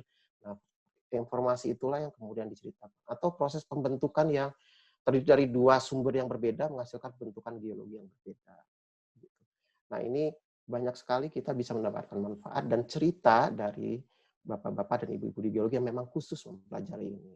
Ini yang tadi yang diharuskan, bahwa dalam sebuah proses geowisata, kita harus melibatkan seorang interpreter, begitu ya. Orang yang bisa bercerita kembali tentang proses geologinya, karena disitulah informasi geologi tadi bisa disampaikan kepada para turis. Nah, ini tadi bercerita tentang sejarah bahwa orang ada di lanskap, di landform, sejak zaman purba. Kalau ini di daerah Ramang-Ramang, bagaimana manusia 40.000 tahun sebelum kita itu sudah ada di sini. Dan dia berada di kawasan geologi yang sangat khusus itu. Mereka meninggalkan jejak. Nah, jejak inilah bagian dari tadi sejarah geohistorinya. Yang harus juga ada yang bisa menceritakannya. Nah, kita balik lagi, kita tidak sendiri. Ada teman-teman dari histori, arkeologi, yang bisa menceritakan ulang bagaimana proses orang bermukim atau tinggal di sana. Nah, jadi ini saya sampaikan foto bagaimana Pak Budi Bramantyo sebagai seorang interpreter membawa orang-orang untuk bercerita ke Ramang-Ramang, menceritakan bagaimana proses geologi yang terjadi di sana, bagaimana proses sejarah yang terjadi di sana, dan kualitas visual yang menarik itu terbentuk secara geologis itu karena apa. Nah, jadi cerita itulah yang sebenarnya menarik dalam sebuah konteks geotourism. Ini saya coba, sebenarnya ini ada suaranya kalau di PowerPoint-nya, tapi takut terlalu panjang. Bagaimana beliau bercerita kepada kami, timnya, untuk menceritakan proses sejarah dari sebuah terbentuk gunung vulkano, sungai, air terjun. Beliau menunjukkan jenis bebatuan, dan bebatuan terbentuk oleh proses jenis lapisan dan batuan, dan proses pembentukan sendiri yang berbeda-beda. Begitu ya. Kami, tim sempat bersama dengan Pak Budi, bersama mahasiswa, bersama para pakar dari berbagai bidang untuk mengerjakan yang ramang-ramang, tadi menyusun tata ruang, sebagai lanskap arsitek juga, bagaimana melindungi kawasan geoheritage tadi. Gitu ya. Konteksnya seperti itu, karena itulah kami belajar dari beliau, bagaimana kekhususan geologinya, belajar dari beliau juga bagaimana kita bisa melihat proses itu terbentuk di lanskap yang berbeda begitu ya. Dibilang berbeda karena misalnya tadi Ramang-Ramang ini hanya ada 2 kars yang ada sungainya, walaupun skala yang berbeda ya, di Cina dan di kita, di Ramang-Ramang, ataupun juga bagaimana dia punya taman batu yang persis mirip dengan yang ada di sana. Begitu ya. Nah, tentunya dengan konteks kalau kita bicara lanskap, kars itu banyak begitu ya, tapi kars yang langsung bersentuhan dengan badan air dan dia membentuk sungai, membentuk danau, membentuk sebuah rawa area, nah itu khusus itulah yang jarang ditemukan. Nah di Ramang-Ramang ini adalah satu bentukan lanskap tadi ya, landform dan landscape yang terjadi di sana. Karena itu dalam merencanakan areanya, kalau kita lihat area Ramang-Ramang itu cuma yang di garis biru sebenarnya gitu ya, di kawasan yang merah, tapi kemudian untuk membuat dia menjadi kawasan geoheritage tadi ya, KCAG tadi ya, geologi, cagar alam geologi, maka areanya kemudian kita perluas sehingga terlindung dari semua kegiatan lain. Di sini kalau teman-teman Bapak Ibu lihat ada kawasan yang sudah rusak. Nah, kita harus lindungi. Rusak sebagai tambang semen gitu ya, pabrik semen. Kita harus lindungi untuk membuat kawasan geoheritage tadi itu bisa tetap ada, tidak terpengaruh oleh perubahan-perubahan di luarnya. Termasuk itu adalah budidaya, karena budidaya sendiri kadang-kadang merusak dari kawasan geoparknya ini sendiri. Inilah kekhususan geologi. Kalau kita belajar dengan teman-teman di geologi, kita akan belajar bagaimana itu kars. Apa yang dimaksud dengan kars gitu. Jenis-jenis apa, kars itu banyak, tetapi kekhususan kars dengan komponennya itu yang ada di satu gugusan kars tertentu berbeda di tempat-tempat yang lain. Hampir sepanjang Jawa itu di selatan itu adalah kawasan gugusan kars, tapi berbeda dengan yang ada di Ramang-Ramang, karena dia punya komponen menara kars, pinnacle kars, dan komponen kars lain yang tidak ada di tempat lain. Nah, ini sama, kita harus menentukan daya tarik geowisatanya tadi, spot-spot diversity-nya harus kita tentukan, kita dapatkan sekian banyak yang menarik. Tadi sama, dari sekian banyak yang menarik, bagaimana kita menentukan mana yang paling menarik bagi wisatawan. Tadi pendekatan teman-teman yang mahasiswa juga sangat baik begitu ya, melakukan analisis kualitas visual lanskap ya, karena memang tujuannya bagaimana orang lain menikmati itu gitu. Dan kita harus bisa melihat dalam kacamata geologi, kalau saya khususkan di sini, bagaimana sebuah lanskap menarik dalam konteks geologinya. Jadi unsur-unsur geologi lah yang kemudian yang muncul di dalam lanskap menjadi pertimbangan utama dalam menilai kualitas visual lanskapnya. Ini yang kami lakukan di Ramang-Ramang, sehingga analisis kualitas visualnya tadi melibatkan sekian banyak komponen, salah satu yang kuatnya adalah komponen geologinya, itu mendapatkan pertimbangan yang paling utama. Sekian banyak komponen muncul dalam sebuah foto atau sebuah visual kita melihat, itu semakin tinggi nilainya, karena disitulah orang bisa melihat keragaman tadi, geodiversity-nya. Nah, sehingga kita menemukan sekian banyak tipe lanskap, masing-masing itu kemudian kita bisa buatkan semacam guidance bagaimana kita menjadikan spot itu spot pengamatan atau melihat atau menjelaskan tadi ahli-ahli geologi atau interpreter tadi apa fenomena geologi dan bagaimana proses pembentukan geologi. Jadi kenapa kita melakukan analisis kualitas visual lanskap dalam konteks geologi supaya nyambung dengan komponen geologis. Nah, dalam pembuatan penataan ruang tadi kemudian kita zonasikan mana tadi yang zonasi wisatanya, mana yang zonasi lindungnya, mana yang zonasi bisa dikembangkan. Sedikit saja, karena mau tidak mau tadi yang kita bilang, kita butuh fasilitas sarana prasarana untuk melakukan geowisata. Oke, ini semacam gambaran. Kita lihat objek geowisatanya dipetakan, dan kita membuat yang namanya geotourism itu biasanya kita membuatkan jalur geowisatanya. Sekian banyak jalur dibuat karena sekian banyak objek yang bisa kita hubungkan, dan setiap kita berjalan kita dapat cerita dari interpreter bagaimana proses pembentukan dari masing-masing komponen atau bentukan geologi yang ada sepanjang kita menikmati jalur tersebut. Bisa jalurnya ditempuh 2 jam, memang bagusnya berjalan ya, atau kalau tadi di Ramang-Ramang ini lewat air, jadi setiap air kita dapat spot, kita berhenti, di spot itu dapat penjelasan. Nah, tentunya tadi daerah yang harus dikembangkan itu seperti apa, daerah tempat kita menikmati atau berhenti untuk mendapatkan penjelasan seperti apa, termasuk juga di mana titik kita bisa mendapatkan informasi yang lebih detail untuk mengembangkan kawasan. Kira-kira ini adalah bagian pertama yang saya lihat sebelum kita masuk yang kedua itu bicara tentang Pangandaran. Begitu ya. Ini ada 14 mahasiswa kami, begitu. Ada dosennya juga di sini, kayaknya hadir juga beberapa dosen. Ada Ibu Endang kayaknya hadir, ada Ibu Medria hadir. Saya lihat tadi di awal, mungkin yang lain juga hadir. Juga beberapa mahasiswa yang ada fotonya di sini kayaknya hadir juga, gitu ya. Ini semacam tadi ya lanjut. Karena waktunya bersamaan tadi saya kira pas dengan apa yang sudah kami lakukan di Lanskap ITB, bagaimana kemudian kita sebagai Lanskap ikut serta aktif dalam mencoba mengembangkan geopark dan geoturism tadi. Tentunya konteksnya karena ini studinya studi planning dalam konteks skala yang masih planning, begitu ya.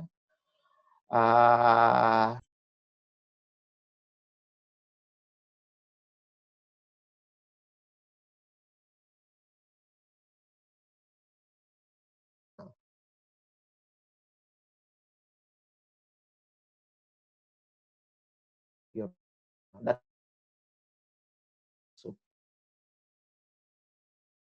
geopark nasional. Nah, karena itu sudah kita juga jadikan landasan untuk bagaimana kita membuat studio planning lanskap di sini. Kami ada seminggu di sana, begitu ya. Ya tadi untung kejadiannya prosesnya sebelum pandemik, begitu ya. Jadi kalau tadi teman-teman mahasiswa lanskap belum pernah ke Ciletuh, alhamdulillah kami pernah ke Pangandaran lagi dalam konteks ini, melihat geopark dan geowisatanya. Sehingga bisa menghasilkan tadi proses desain dalam, walaupun proses desainnya akhirnya sama, prosesnya dilakukan dalam masa pandemik. Jadi kita daring semua, jadi asistensinya daring, mereka asistensi daring, presentasi daring, ujiannya pun daring, begitu ya. Nggak apa-apa karena alhamdulillahnya di awal kita sudah bersama-sama ke lapangan dan dapat mendapatkan gambaran yang lebih utuh. Waktu itu kami juga dapat aksesnya dari Pak Ketua PN, Pak Dian Heri, karena beliau sedang banyak kegiatan dengan Pangandaran, jadi kami juga mendapatkan kemudahan bertemu dengan para stakeholder. Tadi kan kita lihat di awal bahwa bagaimana keterlibatan masyarakat, keterlibatan pemerintah harus terlihat aktif. Nah, kita dapatkan informasi macam-macam itu dari mereka, lewat Padian, pemerintahan, sampai ke perangkat desanya, begitu ya, kami sampai ke masyarakatnya juga mendapatkan informasi yang cukup banyak. Oke, ini tentunya kita bicara akses, tadi seperti Geopark Ciletuh bagaimana akses, Pangandaran. Objeknya sendiri luas, dari Pangandaran itu dari timur ya berbatasan dengan, berbatasannya dengan tidak lagi di luar Pangandaran ya, tapi terus sampai ke Segara Anakan, dan ke sebelah baratnya itu berbatasan dengan Kabupaten Garut. Gitu ya. Tasikmalaya. Itu batasan yang dibuat dari tim Unpad tentang bagaimana geopark Pangandaran itu nanti akan dibuat.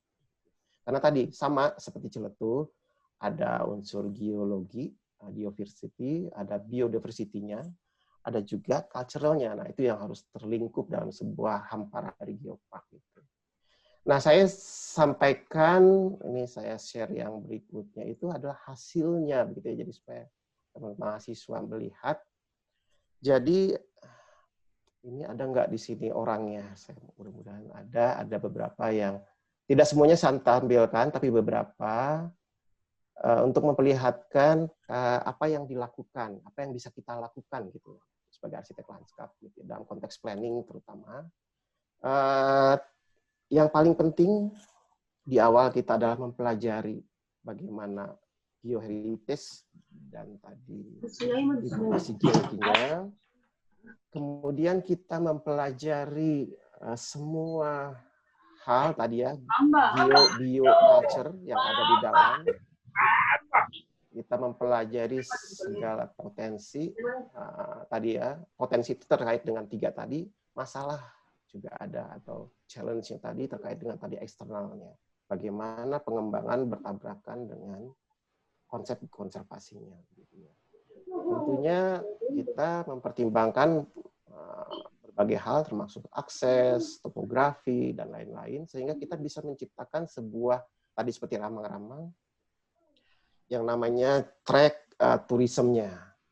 Ini ada beberapa titik yang saya ceritakan, dan kalau teman-teman lihat ini hasil akhir, bagaimana ragamnya dari sebuah geopark Pangandaran tadi, dengan objek yang tersebar, tadi yang sama tersebarnya, dia punya kekhususan seperti ini, di Gunung Haur ini dia punya satu atau gugusan batu, dilihat di sini di puncak bukit, yang luar biasa besar, langsung menuju ke lembah, pemandangan lanskapnya, kalau lihat potongannya juga luar biasa, begitu. Sehingga bagaimana kita mencoba membuat proses programming, aktivitas, dan fasilitas yang bisa menyambungkan dengan objeknya. Karena tadi ya, kita bicara tentang turismenya. Gitu. Nah, seperti ini. Jadi ini hasil salah satu mahasiswa, nih, ya, Bang Haikal, bagaimana saya tidak mau mengganggu si batu-batu yang luar biasa besar tadi. Kalau yang tradisionalnya mereka naik ke batu, padahal kalau bicara geopark itu tidak boleh, karena itu yang harus dilindungi, tidak boleh tersentuh pun sebenarnya tidak boleh katanya, karena akan rusak gugusan batu. Jadi kita harus menciptakan orang bisa menikmatinya tanpa pegang, gitu ya. Cuma bisa dinikmati, dipegang pemandangannya dari berbagai sudut, ataupun mengembangkan sesuatu yang berbeda untuk menambah daya tarik dari wisata. Tentunya kita masih konteks ekologi atau ekowisata. Yang kedua adalah agrowisata, gitu ya. Jadi bagaimana tadi sama dengan di Ciletuh, lanskap buatan tadi, jalan persawahan itu kita jadikan bahan untuk melakukan kegiatan wisata juga dengan ekowisata tadi ya. Ada satu lagi nih oleh Bang Hariman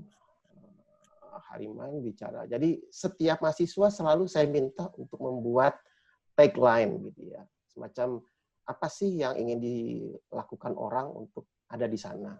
Kalau tadi spend hours in Gunung Haur, kalau ini Gunung Haur Geosurf gitu ya.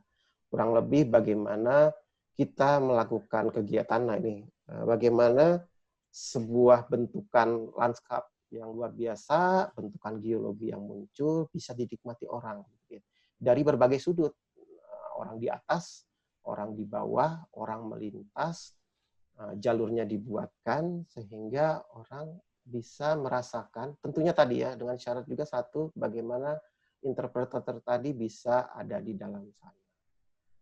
Nah, ada satu lagi, ini ada di dasar sungainya sendiri juga ada singkapan geologi lain gitu ya, yang namanya columnar joint. Jadi sebuah bentuk geologi yang ada di dasar sungai yang muncul seperti kolom batu yang berbentuk kolom yang berjejer rapat begitu. Itu columnar joint. Nah, ini bagaimana menikmatinya juga berbeda tentunya dengan yang tadi, menikmati yang ada di bawah sungai. Jadi orang gimana supaya masuk sampai ke bawah, apa yang dinikmati. Nah, ini yang harus kita ceritakan di dalam itu ya. Tentunya ada kegiatan lain, kalau tadi yang Haikal bicara agrotourism, yang ini bicara tentang bagaimana berada di alam sampai malam, kalau begitu ya, bisa camping dan lain-lain. Ini objek yang kedua, ini dua mahasiswi juga, itu bicara Goa Lanang. Kalau teman-teman pernah ke Pangandaran, pasti sudah pernah kenal yang namanya Green Canyon. Gitu ya. Itu adalah sebuah bentukan dari kars, jadi kars yang rubuh, dia membentuk aliran sungai. Nah, banyak sekali yang ada di Pangandaran seperti ini. Kalau di Bantul sana ada Gua Pindul, begitu ya. Kurang lebih sama aja gitu. Jadi bagaimana kita membuat sebuah program fasilitas turisme yang tidak tadi ya terbatas karena prinsip geowisata tadi terbatas, tetapi orang bisa menikmati. Nah, ini yang kami bicaranya membuat kegiatan itu ada, terbatas, sehingga harus diatur orang datangnya. Dan diatur dia melihat apanya. Begitu. Sehingga di setiap program wisatanya diciptakan dengan sampai kita mewajibkan ke mahasiswa waktunya, baik hari maupun jam. Karena apa? Kegiatan itu bisa diatur kok, sehingga sehari itu pengunjung itu bisa datang, tapi tidak membuat rusak dan tidak seperti gunung. Kalau kita dengar berita beberapa tahun yang lalu, Gua Pindul itu seperti cendol gitu, semua orang datang, jadi ya nggak bisa kemana-mana ya karena tadi semuanya penuh begitu ya. Jadi kita harus mengatur tadi ya durasi orang datang tinggal di sana. Tentunya kalau kita hanya konsentrasi di goanya saja, di alur tadi sungai tadi, akan sedikit sekali yang bisa datang. Tentunya kita harus mengembangkan zona-zona lain yang bisa membantu untuk menikmati kegiatan lain. Nah, ini saya meminta mahasiswa atau kami, para pembimbing, masih mengembangkan kegiatan lain yang mendukung kegiatan geoturismenya sendiri. Selain geoheritage-nya atau komponen geologinya. Nah, terciptalah berbagai kegiatan lain, karena tentu daerahnya cukup menarik, dengan trail, dengan berjalan, sepeda, begitu ya, melintasi gunung. Nah, seperti ini. Jadi kita punya gambaran bagaimana mengembangkan objek wisata lain di dalam sebuah geoheritage atau daerah wisata ini tanpa mengganggu kegiatan utamanya. Jadi kegiatan utamanya tetap river tubing begitu ya. Jadi river tubing itu ya kita pakai badan jalan, menyusuri sungai, menikmati semua objek geologi. Di sini diperlihatkan di potongan-potongannya. Di Golanang tuh kalau kita masuk ke guanya bagaimana, masuk ke tebing yang curam itu bagaimana. Ini satu lagi saya menceritakan bagaimana salah satu mahasiswinya mencoba membuatkan sebuah tema khusus gitu ya. Dan dibuat dengan tagline-nya Melanang Buana. Mungkin ini namanya Ica. Ica masih ini dengan Bang Roma gitu ya, ada berkelana gitu ya. Berkelana sambil menjaga. Nah, jadi Melanang Buana. Tentu Melanang Buana itu sebuah tagline yang diciptakan dari sebuah cerita khusus begitu ya. Seperti biasa dalam sebuah proses desain atau planning landscape kita melakukan analisis yang panjang. Proses analisis terekam dan itulah menjadi bagian dari kita menentukan konsep, visi dan planningnya. Gitu ya. Ini yang selalu dilakukan di awal. Jadi menganalisis potensi geologinya. Jadi kita harus tahu persis apa komponen geologi yang muncul dan bisa dinikmati orang. Nah ini harus para mahasiswanya harus tahu begitu ya. Apa itu yang namanya tebing kars, apa itu nama sinkhole, atau yang nama dengan batu tirai dan lain-lain. Bagaimana proses terbentuknya? Karena itu yang harus diceritakan. Sama ada kualitas visualnya, apa yang dinikmati dan bagaimana menikmatinya, unsur komponen apa saja yang paling menarik, gitu ya. Ini tadi kalau menjadi Geopark Global UNESCO, kalau ICA ini sudah mendefine dari sekian banyak yang disyaratkan, mana yang masih belum ada yang bisa dijadikan landasan untuk merancang, kurang lebih begitu ya. Ada 7 kriteria, 7 itu bagaimana kemudian kita bisa memenuhinya. Tentunya ada kegiatan itu tadi, geoturism yang dibatasi, kita harus memilah-milah jenis wisatawannya. Yang ekspedisi gitu ya, orang-orang yang senangnya tadi ya, ekstrim-ekstrim gitu ya, atau yang wisatawan saja, geometer.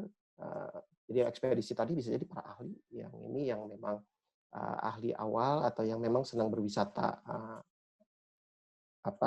adventure, dan wisatawan umum yang ya cuma 1 jam berleha-leha di Selat Tubing selesai. Jadi dia cuma 1-2 jam, tapi kalau yang lain, yang 2 lagi bisa sampai berhari-hari juga dia ada di sana karena sifatnya ekspedisi dan eksplorasi. Nah ini yang kemudian dibuatkan bagaimana mereka bisa tinggal di sana dengan jadwalnya. Gitu ya. Nah, disitulah ICA ini kemudian membuatkan konsep ada tentang bagaimana kita bicara dunia, bicara bereksplorasi di sana, sehingga disebutkan Melanang Buana. Lanang itu kan dari kata-kata gua lanang ya. Jadi Jadi ini tagline yang kira-kira bisa menjual gitu ya, karena tourism itu intinya adalah menjual sebuah objek, tapi khususnya kalau ini adalah objeknya objek geologi. Jadi tadi sama dengan teman-teman mahasiswa, ada Sustainable Development Goals yang harus dipenuhi. Ya. Ini terkait dengan tadi syarat geopark, masyarakatnya, ekonominya muncul, tapi yang terpenting konservasi geologinya. Ada living heritage, ekonomi creator. Nah, ini yang selalu dikerjakan oleh mahasiswa kemarin, bagaimana mereka membuatkan mapping antara jenis aktivitas, kebutuhan ruang, ya, dan timeline-nya, karena nanti waktunya akan berbeda-beda begitu yang melakukannya, gitu ya. Sehingga kita dapatkan kegiatannya apa, orangnya siapa yang melakukan, kebutuhan ruangnya apa, begitu ya. Kebutuhan ruang dan fasilitasnya apa. Nah, inilah yang kemudian kita oleh ICA dibuatkan area Gua Lanang dengan sekitarnya itu dibuatkan zonasinya untuk menampung kegiatan-kegiatan wisata yang dikembangkan di dalamnya. Gitu. Dan berdasarkan analisis tadi, di manakah posisi dari setiap kegiatan wisata itu bisa ditentukan. Di gua, di sawah, di leuweung-leuweung itu hutan gitu ya, leuweung itu hutan, atau di desa gitu ya, yang melibatkan masyarakat itu penting. Nah ini memetakan harinya, karena tadi ya culture itu ada produktif, ada keagamaan di sana Islam yang kuat gitu ya. Ada festival yang memang juga sudah rutin dilakukan. Ada kegiatan yang pagi, siang, sore, malam. Jadi supaya kegiatan wisatanya bisa full. Nah, disitulah dituangkan di dalam sebuah planning. Planningnya ini planning kegiatan terutama ya. Di mana objeknya apa, kegiatannya apa, berapa lama dilakukan, dan apa saja yang kemudian didapatkan. Termasuk pengembangan masing-masing area itu dengan fasilitas sarana prasarana yang misal, oh ternyata di situ perlu toilet, di situ perlu transportasi khusus, di situ objek yang dilihat apa yang utama, begitu ya, seperti itu. Jadi area kemudian fasilitasnya ini, di gua seperti ini. Apa yang dilihat, apa yang ditambahkan, apa yang bisa dibuat. Nah ini mencoba memberikan semacam simulasi dari semua fasilitas tadi yang diberikan. Nah ini ada yang khusus, ini memang kita encourage juga bagaimana konteks tadi ya, kalau seperti kita sekarang kan tidak bisa jalan-jalan ya, tapi kalau virtual seperti di sini dengan kita punya barcode, barcode itu kemudian kalau kita tekan ke kamera kita bisa dapatkan informasinya, begitu ya. Informasi tidak harus sekarang berupa papan informasi, bisa juga sifatnya virtual, asal internetnya bagus begitu ya, seperti sekarang begitu ya. Nah, ada juga kita buat flyer yang isinya menceritakan tentang kekhususan geologi. Jadi kalau kita tidak punya interpreter, minimal di dalam sebuah site yang kita arahkan itu informasi itu didapatkan oleh pengunjung. Nah, ini yang khusus juga bagaimana kita membatasi itu tentunya yang sekarang harus dilakukan adalah membatasi pengunjung itu dengan membatasi mengatur orang datang. Itu kan reserve, proses reserve itu bisa diatur. Gitu. Jadi kapan boleh? Ini bisa dilakukan oleh masyarakat. Gitu ya. Kapan kita bisa datang, kapan dia berakhir, gitu ya. Kita bisa menjual karena tadi ya kegiatannya begitu banyak. Kegiatan itu kemudian dibuatkan kalender eventnya sehingga sepanjang tahun orang datang ke area tersebut dengan event yang berbeda-beda di samping dia mendapatkan informasi tentang geologinya sendiri. Nah ini tadi konseptual tentang signage. Signage tidak harus selalu papan informasi yang seperti apa. Ternyata adalah papan informasinya barcode saja karena kita sudah mengembang harusnya sistem virtualnya sendiri. Kira-kira begitu presentasi saya untuk menunjukkan kesinambungan antara yang disampaikan oleh teman-teman mahasiswa dengan apa yang sudah terjadi begitu ya, yang kami lakukan juga di lanskap di arsitektur, lanskap di ITB. Jadi nyambung nih Bu Intan ceritanya, mahasiswa Bu Intan dengan mahasiswa kami. Ya. Terima kasih. Assalamualaikum warahmatullahi wabarakatuh. Iya, luar biasa nih Pak Firman. Ini masukan ya. Jadi mahasiswa kami melakukan tahap awal, ini sudah kelihatan produk nanti akhirnya seperti kira-kira begini ya Pak ya. Dan nilai lebihnya kalau mengamati langsung itu memang bisa merasakan langsung ya, menjiwai ya. Iya. Visualnya dapat banget ya, gitu ya. Kata lainnya jalan-jalannya dapat gitu. Iya. Nah, ini ada beberapa teman kita nih mau bertanya-tanya nih Pak Firman. Kita langsung aja ya, karena kita tinggal 15 menit lagi nih.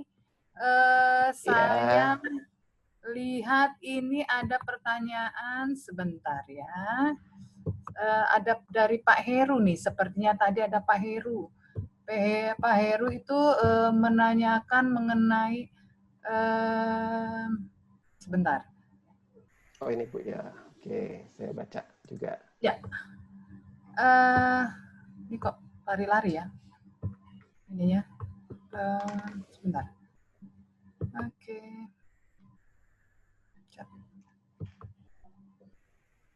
Ada pertanyaan beberapa ini dari Ibu Pak Heru. Kemudian ada juga dari Bu Lasma, ini terkait dengan geopark yang di Toba, Pak. Mungkin bisa dijawab, Pak. Baik Bu. Ya. Ini terima kasih Pak Heru. Kabarnya Pak Heru, apakah mungkin memenuhi syarat bila kawasan Gunung Merapi dijadikan geopark? Bila mungkin sangat menarik karena berdekatan kota Yogyakarta. Menurut saya sangat mungkin dan mungkin memang sudah dalam proses gitu Pak ya kalau saya melihatnya. Karena memenuhi 3 syarat itu memenuhi begitu ya. Bedanya tadi geopark yang kalau yang sini dia ini vulkano begitu konteksnya, bukan yang tadi vulkano. Jadi bagaimana kegiatan vulkano Merapi yang dari sekian ratus tahun lalu itu terus berlangsung dan terlihat bekasnya sampai sekarang. Dan itu menjadi objek wisata yang kalau sekarang itu orang cuma melihat, nggak tahu informasinya seperti apa. Kalau nanti dengan diajarkan geopark, justru kita bisa memberikan informasi tentang proses terjadinya letusan dan apa efek terjadi letusan atau material geologi apa yang dihasilkan atau terbentuk. Salah satu mahasiswa saya kemarin mengambil konteks ini Pak. Jadi dia S2-nya tentang Merapi. Jadi geotourism Merapi. Dibimbing oleh salah satu dosen geologi di ITB yang memang ahli vulkano.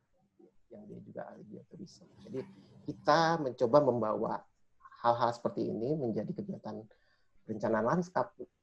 Saya penuhi cultural-nya apalagi ya seperti yang gua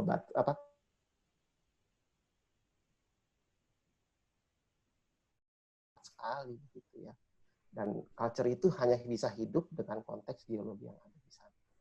Sama halnya seperti kita ya, kita melihat Jogja, keraton itu bagaimana hubungannya dengan Merapi itu sangat kuat. Bagaimana sumbu-sumbunya keraton, sumbunya kota Jogja itu sangat terkait dengan aspek geologi yang Merapinya sendiri. Jadi kekuatan itulah yang saya kira. Dan memang kegiatan wisata ekoturismenya juga sudah berlangsung. Jadi saya, kalau jawaban saya terhadap pertanyaan Pak Heru, insya Allah itu mungkin sekali gitu Pak Heru. Saya belum tahu, biasanya mengusulkan ini adalah teman-teman dari geologi, berarti dari geologi UGM sudah. Iya, begitu ya Pak Heru ya. Terima kasih. Cukup ya Pak? Oke, kita lanjutkan ke pertanyaan berikutnya dari Bu Lasma. Mohon info nih Pak Firman untuk geopark. Bagaimana kondisi perkembangannya menuju terwujudnya geopark yang diakui UNESCO, Pak? Iya, setahu saya sedang berproses juga, Bu, itu. Sedang berproses juga, kalau saya lihat di listnya, salah satu yang sedang diperjuangkan itu adalah Geopark Toba. Ya. Tapi tadi ya, memang proses ini panjang gitu, Bu. Dan biasanya bolak-balik. Setahu saya bolak-balik, ini saya diceritakan oleh, Bu siapa, lupa lagi saya, yang mengusulkan Ciltuh. Beliau berjuang sampai harus ketemu Pak Aher segala macam untuk supaya akhirnya bisa begitu. Jadi tadi stakeholder-nya banyak, kegiatan yang atau isian rincian yang harus dibuat itu banyak untuk sampai UNESCO Global, sehingga banyak pihak yang harusnya terlibat. Dan salah satunya Kaldera Toba itu sampai sekarang memang belum sampai ke sana dalam proses pengusulan, saya kira ya. Untuk diakui UNESCO-nya belum, Bu. Tadi kalau saya lihat di list dia sudah ada dari salah satu dari sekian, termasuk tadi Maros sudah dalam proses, minimal dalam proses ke Geopark Nasional gitu, itu yang sedang dilakukan oleh teman-teman di Geo. Oke. Kemudian ada dari Sri Wahyuni kan mengenai Pak ini Ramang-Ramang nih. Ramang-Ramang tadi ya. Apakah kawasan Ramang-Ramang di Sulsel sudah masuk Geopark Nasional? Kalau belum, bagaimana Pak? Iya. Perkembangannya menuju ini. Ya. Ya, ini yang makanya kami terlibat waktu itu dengan Pak Budi adalah sebenarnya mencoba menuju ke arah sana gitu, Bu. Ya. Bagaimana melindungi Ramang-Ramangnya sendiri sebenarnya kalau bicara konteks konservasi, Ramang-Ramang itu bagian dari kawasan Kars Singkap Maros yang luasnya 42.000 hektar. Jadi ini kalau nggak salah nomor 3 terbesar di dunia kawasan Kars khusus gitu. Tapi Ramang-Ramangnya sendiri sebenarnya di luar area konservasinya. Nah, sehingga dia terancam posisinya sebenarnya sebagai sebuah geoheritage. Makanya kemudian kami masuk waktu itu mengusulkan, kebetulan waktu itu saya 10 tahun yang lalu saya berkenalan dengan Pak Bupatinya. Saya dan Pak Budi jadikan itu objek S2 mahasiswa kami gitu ya. Jadi tentang itu. Kemudian objek hasil tesis mahasiswa kami itu yang kemudian dijadikan landasan untuk mengembang tadi yang kami lakukan, membuat perencanaan kawasan area Ramang-Ramang menuju Geopark Nasional.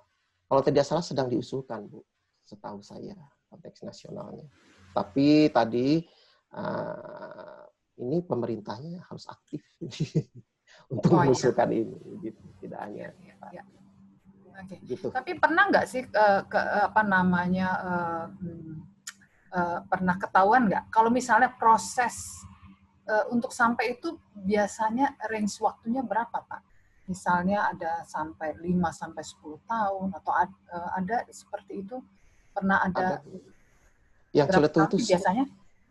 Celetu itu kalau nggak salah 10 tahunan. 10 tahunan ya? Sampai ke sana gitu, Bu. Yang tadi kayak saya lihat kan prosesnya itu yang panjang tadi. Memang harus pelan-pelan gitu. Karena dia mulai dari diusulkan sebagai Geopark Nasional aja sebuah proses. Setelah Geopark Nasional baru kemudian dilengkapi lagi list yang panjang dari UNESCO itu, baru kita boleh mengajukan Geopark ke jejaring UNESCO Global Network tadi. Itu proses yang panjang gitu. Dan dukungan dari pemerintah daerahnya kuat sekali waktu itu karena zaman Pak Aher, dan Pak Aher adalah putra daerah di Celetu. Jadi dorongan beliau sangat kuat untuk itu jadinya. Kalau dilihat dari tadi tabel itu ternyata Geopark kita banyak sekali ya yang mau diusulkan ya Pak ya? Iya, betul. Kalau ada sebenarnya tadi itu baru masuk ke geoheritage-nya.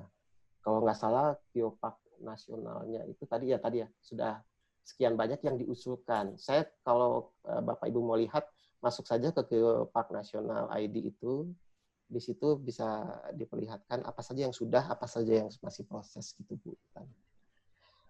Ya, tapi tentu bersamaan juga dengan ada usaha untuk mengkonservasi ya. Diajukan nggak taunya keburu rusak gitu ya kan? Di Kars itu yang diambil, ditambang dan segala macam kegiatan yang tidak dibatasi jumlah pengunjungnya ya. Maaf, ini pemahaman konservasinya juga terutama kawasan Kars ya. Ini yang kita pelajari juga di Pangandaran. Kars itu adalah sumber air utama sebenarnya dari. Oh gitu ya Pak? Betul, Pak. Karena Kars itu adalah penyimpan air terbesar di sebuah kawasan. Jadi cadangan air yang karena Kars itu kan kapur, hujan itu masuk ke dalam, makanya dia keluar menjadi mata air. Sawah-sawah yang ada di Pangandaran itu sebagian besar muncul dapatnya airnya dari sana. Begitu. Jadi kebalik ya, kalau itu tidak dijaga, dikonserv, sumber airnya itu malah hilang. Nah, sumber pendapatan juga akan hilang. Jadi memberikan pemahaman kepada masyarakat tentang itu juga perlu. Ya, supaya partisipasi masyarakat memang sadar ya, mulai dari masyarakat lokal ya, yang harus dibukakan ya, bahwa itu sangat penting ya. Oke. Ya.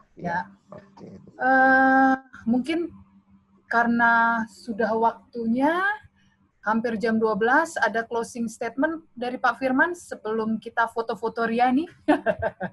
Iya, betul. Baik. Ini tadi ada yang mengingatkan dari Pak Yogan, Prof. Mega Fatimah, betul Pak. Itu foto yang kami yang pertama, waktu survei itu kami mengundang Ibu Mega. Ibu Mega inilah yang berjuang habis-habisan untuk membuat supaya Ciletuh itu jadi geopark nasional. Luar biasa perjuangan beliau. Kami mendengarkan ceritanya saja jadi terharu begitu ya. Bagaimana beliau mencoba itu. Dan sekarang beliau sedang berjuang juga untuk Pangandaran. Jadi itu yang kita. Oke, sebagai closing penutup mungkin ya dari saya, nanti Bu Intan ini yang punya mata kuliah yang nanti tidak memberikan closing. Saya kira geopark, geoturism itu adalah ranah kita di Lanskap juga, di samping teman-teman di geologi.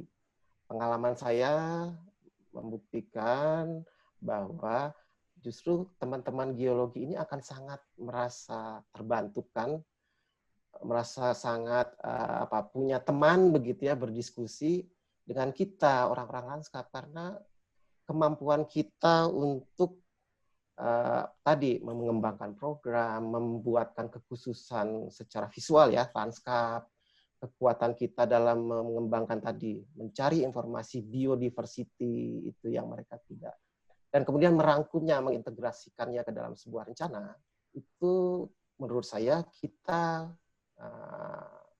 arsitek lanskap atau mahasiswa lanskap harus bisa berperan aktif di sana.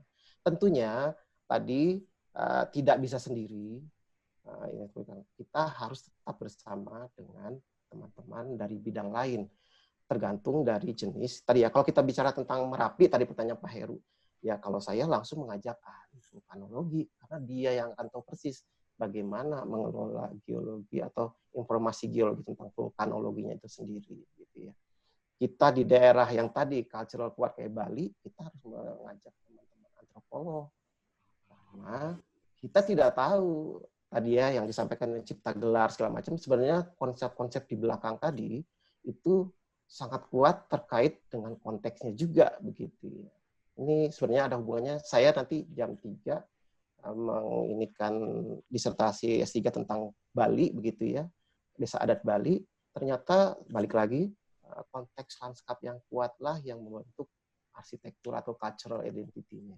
Ya, jadi kita sebagai lanskap arsitek juga harus berteman, istilah berteman itu berdiskusi, menjadi teman partner dalam mengembangkan geoturism dan geopark. Kira-kira dari saya seperti itu, Bu. Iya. Oke, kita memang nggak bisa berdiri sendiri, Pak Landscape. Harus bergandengan tangan dengan yang lain. Memang profesi yang tidak bisa sendiri ya. Harus berkolaborasi dengan bidang ilmu yang lain. Oke. Sekarang waktunya kita foto-foto. Mohon Bapak Ibu semua dibuka videonya, dibuka supaya kita bisa saling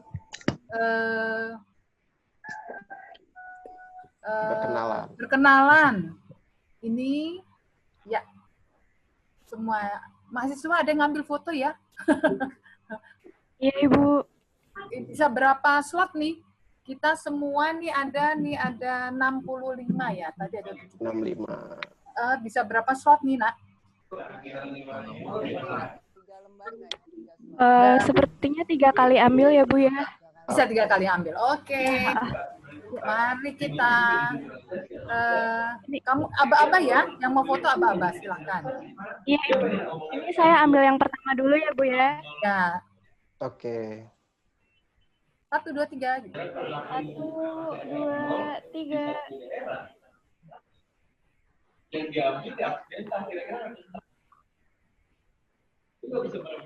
Bagus nggak?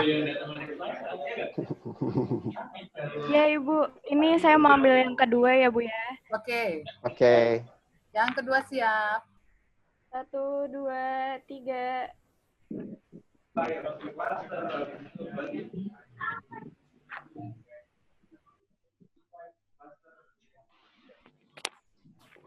Irina yang senyum.